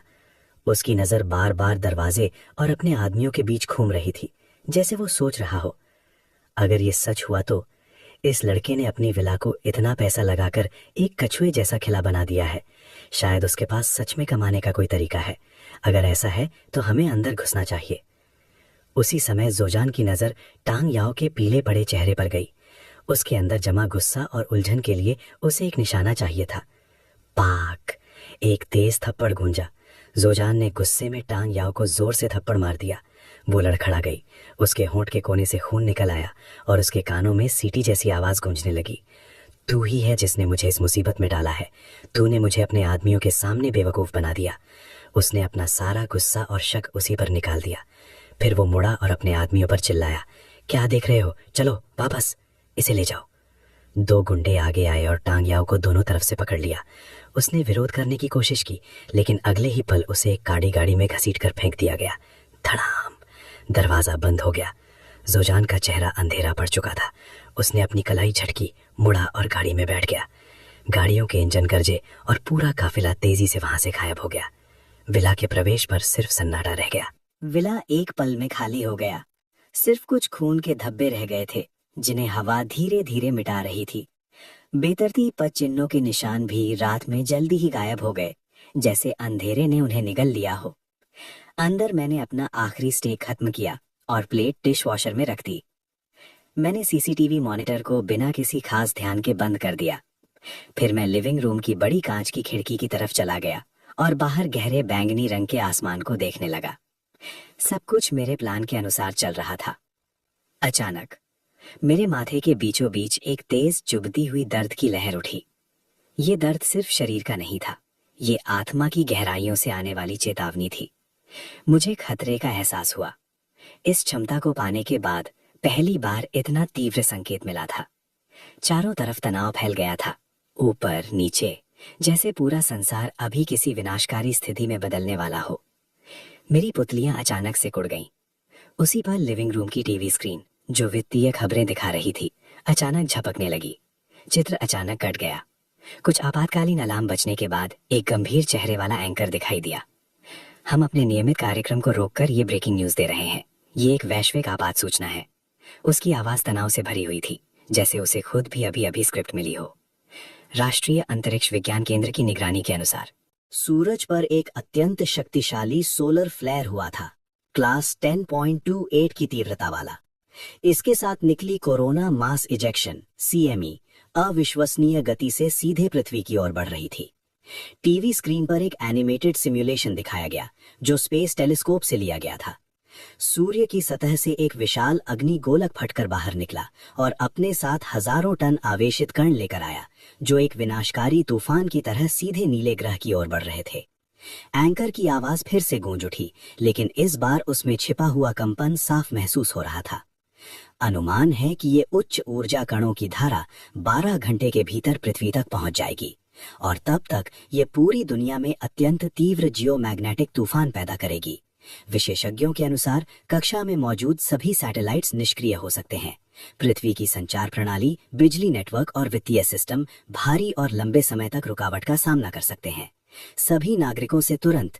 एंकर अपनी बात पूरी नहीं कर पाया। टीवी स्क्रीन अचानक झिलमिलाने लगी। चित्र तेजी से बिगड़ गया और स्क्रीन पर शोर भर गया। ध्वनि कट गई। पूरी स्क्रीन सफेद नीले शोर में बदल गई। एक तेज इलेक्ट्रिक बज पूरे खाली विला में गूंज उठा। वैश्विक प्रसारण अचानक बंद हो गया था। मैं वहीं खड़ा था, बिना हिले। मैंने अपनी पलकों तक भी नहीं उठाई, बस उस बेकार सी दिखने वाली टीवी को सुस्त नजर से देखता रहा। मेरे माथे के बीच जो तेज दर्द उठा था वही सबसे सटीक काउंटडाउन था। 12 घंटे बचे थे मुख्य तूफान के आने में, लेकिन इसके शुरुआती असर कभी भी शुरू हो सकते थे। असली तैयारी कभी काउंटडाउन शुरू होने के बाद नहीं होती। जो इंतजार करता है वो अपनी जान से खेलता है। मैंने हल्की सांस छोड़ी। मेरे दिल में कोई घबराहट नहीं थी, बल्कि एक अजीब डरावनी शांति थी, जैसे सब पहले से तय हो चुका हो। मैं मुड़ा और नीचे बेसमेंट की तरफ चला गया। Fingerprint, iris scan, mechanical code, 3 अलग अलग सुरक्षा परतें। एक एक करके भारी दरवाजे खुलते गए और पीछे एक मोटा एलॉय दरवाजा बंद हो गया, जिससे एक गहरी संतोषजनक आवाज आई। अंडरग्राउंड वेयरहाउस की लाइट्स जल उठीं। सामने बिल्कुल सैन्य सटीकता से सजी हुई अलमारियां थीं। चावल, नूडल्स, तेल, डिब्बा बंद खाना, सूखा भोजन, कंप्रेस्ड बिस्किट, नमक, चीनी, मसाले, वाटर प्यूरिफिकेशन टैबलेट, दवाइयाँ, डिस्पोजेबल ग्लव्स, फिल्टर, बैटरियाँ, फ्यूल, सब कुछ श्रेणीबद्ध, लेबल और तारीख के साथ व्यवस्थित था। ये सब नया नहीं था। 1 हफ्ता पहले ही मैंने खतरे को पहली बार महसूस किया था। मेरे माथे के बीच वही सुई जैसी चुभन, तेज नहीं लेकिन पर्याप्त थी। समझने के लिए ये साफ था। वास्तविक आपदा कब होगी ये सवाल नहीं था, बल्कि कब शुरू होगी ये निश्चित था। उसी दिन से मैंने 3 स्तरों में तैयारी शुरू कर दी थी। पहला स्तर, लंबी अवधि की जीवित रहने की तैयारी। यहाँ लक्ष्य पैसा बचाना नहीं था, सिर्फ जीवित रहना था। उच्च ऊर्जा, लंबे समय तक टिकने वाला, आसानी से स्टोर किया जा सकने वाला और रेशन में बांटा जा सकने वाला सामान। इन स्टोरेज ने वेयरहाउस का लगभग आधा हिस्सा भर दिया था। दूसरा स्तर, मध्यम अवधि की सुविधा।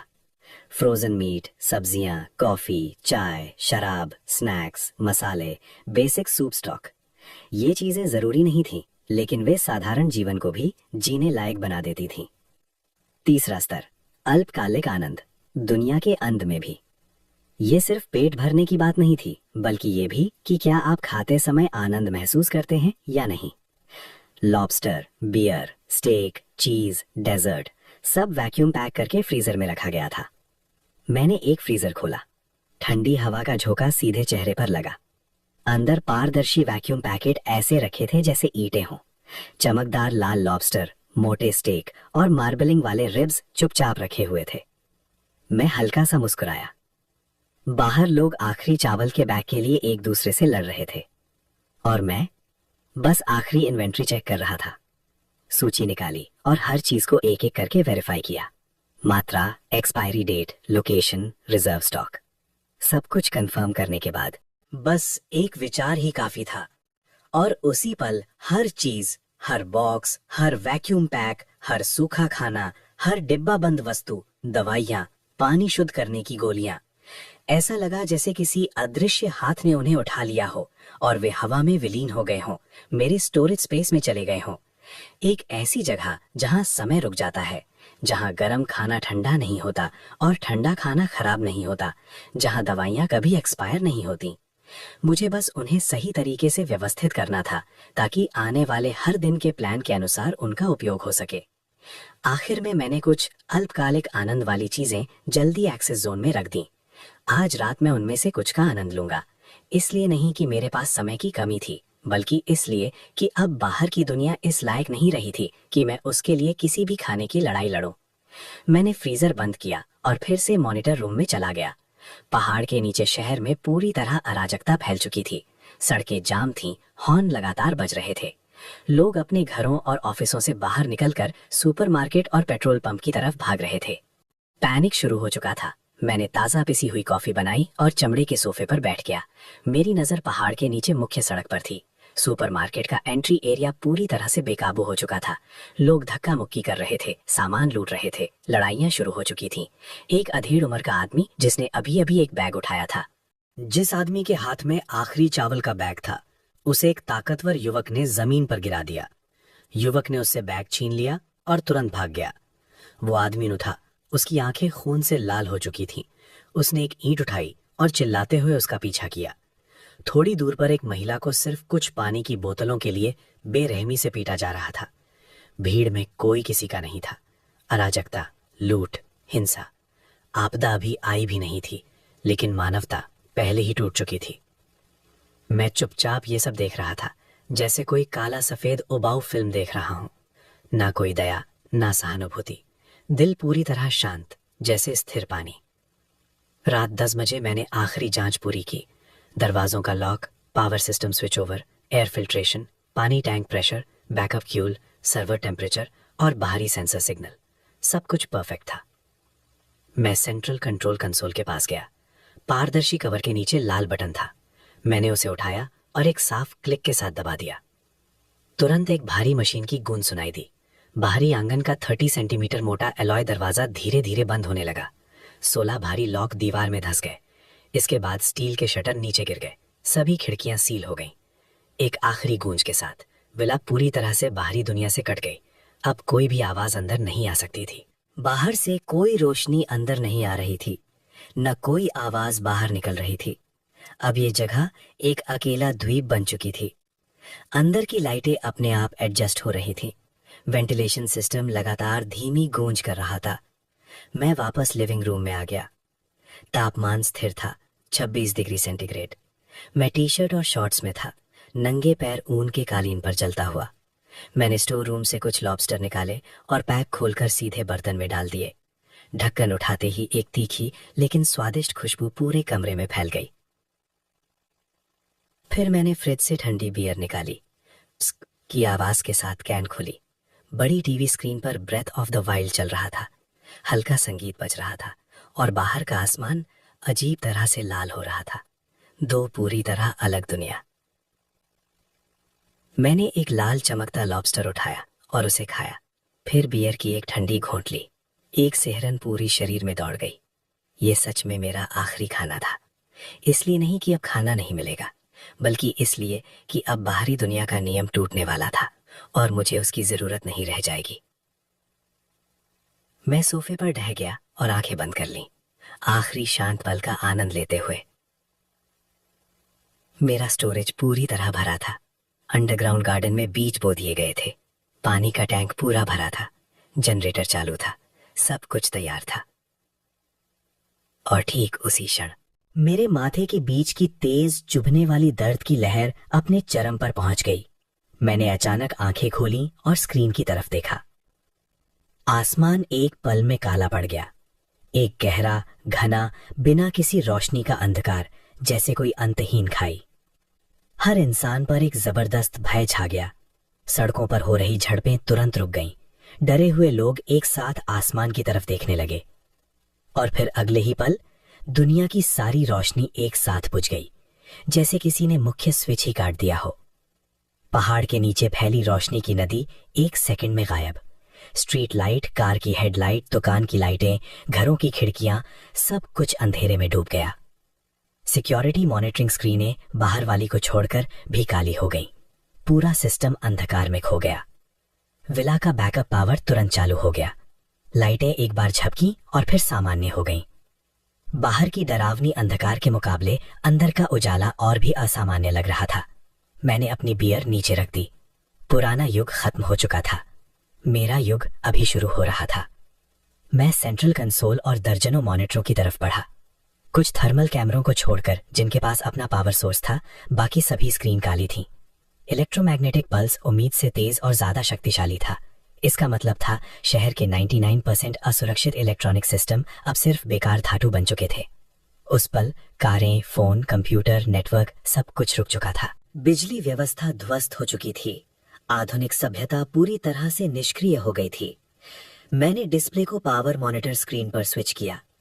जनरेटर 10 का आइकन अब भी जल रहा था। आउटपुट पावर स्थिर थी। सभी पैरामीटर सामान्य थे। फैराडे केज ने इलेक्ट्रोमैग्नेटिक पल्स को रोक दिया था। बाहरी सेंसरों की वायरिंग पूरी तरह शील्डेड थी और इम्पल्स आइसोलेशन सिस्टम से लैस थी। थर्मल कैमरे मिलिट्री ग्रेड थे, मजबूत और बाहरी पावर पर निर्भर नहीं थे, इसलिए वे अभी भी काम कर रहे थे। मेरी किलेबंदी सुरक्षित थी। अचानक कंसोल पर एक नया अलर्ट आया। बाहरी वातावरण का तापमान असामान्य है। लाल अंकों की एक श्रृंखला स्क्रीन पर तेजी से झपकने लगी। 25 degree Celsius, 15 degree Celsius, 5 degree Celsius. मैंने स्क्रीन को घूरा। ये सामान्य तापमान गिरावट नहीं थी। ये एक ऐसी गिरावट थी जो किसी भी प्राकृतिक नियम को चुनौती दे रही थी। मैंने केवल बची हुई थर्मल इमेज पर स्विच किया। कैमरे के माध्यम से दुनिया के रंग बदलने लगे। पहले हल्का हरा यानी सामान्य तापमान, फिर नीला यानी ठंड, और फिर गहरा नीला, और अंत में पूरा स्क्रीन नीले काले बर्फ जैसे रंग में डूब गया। 25 डिग्री सेल्सियस से -10 डिग्री सेल्सियस तक, मानो गर्मियों के बीच अचानक सर्दियों का चरम आ गया हो। और ये सिर्फ 1 घंटे में हो रहा था, और अभी भी गिर रहा था। बाहर कुछ अजीब आवाजें आने लगीं, बारिश से भी भारी लेकिन अलग। मैंने माइक्रोफोन का वॉल्यूम बढ़ाया। आवाज जैसे कोई रेत धातु की प्लेट पर डाल रहा हो। एक खुरचने वाली, रोंगटे खड़े कर देने वाली ध्वनि। एक ऐसी आवाज जो रीढ़ तक ठंड पहुंचा दे। दांत कटकटाने की आवाज साफ सुनाई दे रही थी। ये ओले थे। एक भयंकर ओलावृष्टि अचानक बिना किसी चेतावनी के टूट पड़ी। कैमरे की विजिबिलिटी शून्य हो गई। बाहर सिर्फ एक उग्र सफेद अंधकार था। आपदा अभी शुरू ही हुई थी। पहाड़ के नीचे सड़क पर एक काली वैन बीच रास्ते में पड़ी थी, जैसे एक बेकार धातु का ढेर। अंदर जोझान लगातार चिल्ला रहा था, स्टार्ट हो जा साले। वो चाबी घुमा रहा था और स्टीयरिंग व्हील पर मुक्के मार रहा था। डैशबोर्ड पूरी तरह बंद था, कोई प्रतिक्रिया नहीं। कार मर चुकी थी।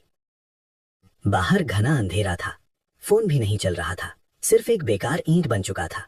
उसके दिल में डर भरने लगा। उसके पास बैठी टांग याओ के दांत कटकटा रहे थे। मुझे ठंड लग रही है, उसकी आवाज कांप रही थी। कुछ ही पल पहले कार का हीटर उन्हें गर्म रख रहा था। अब ऐसा लग रहा था जैसे वे बर्फ की गहरी खाई में गिर गए हों। चुप रह, जोझान ने गुस्से में दहाड़ लगाई। उसकी उंगलियां जमने लगी थीं।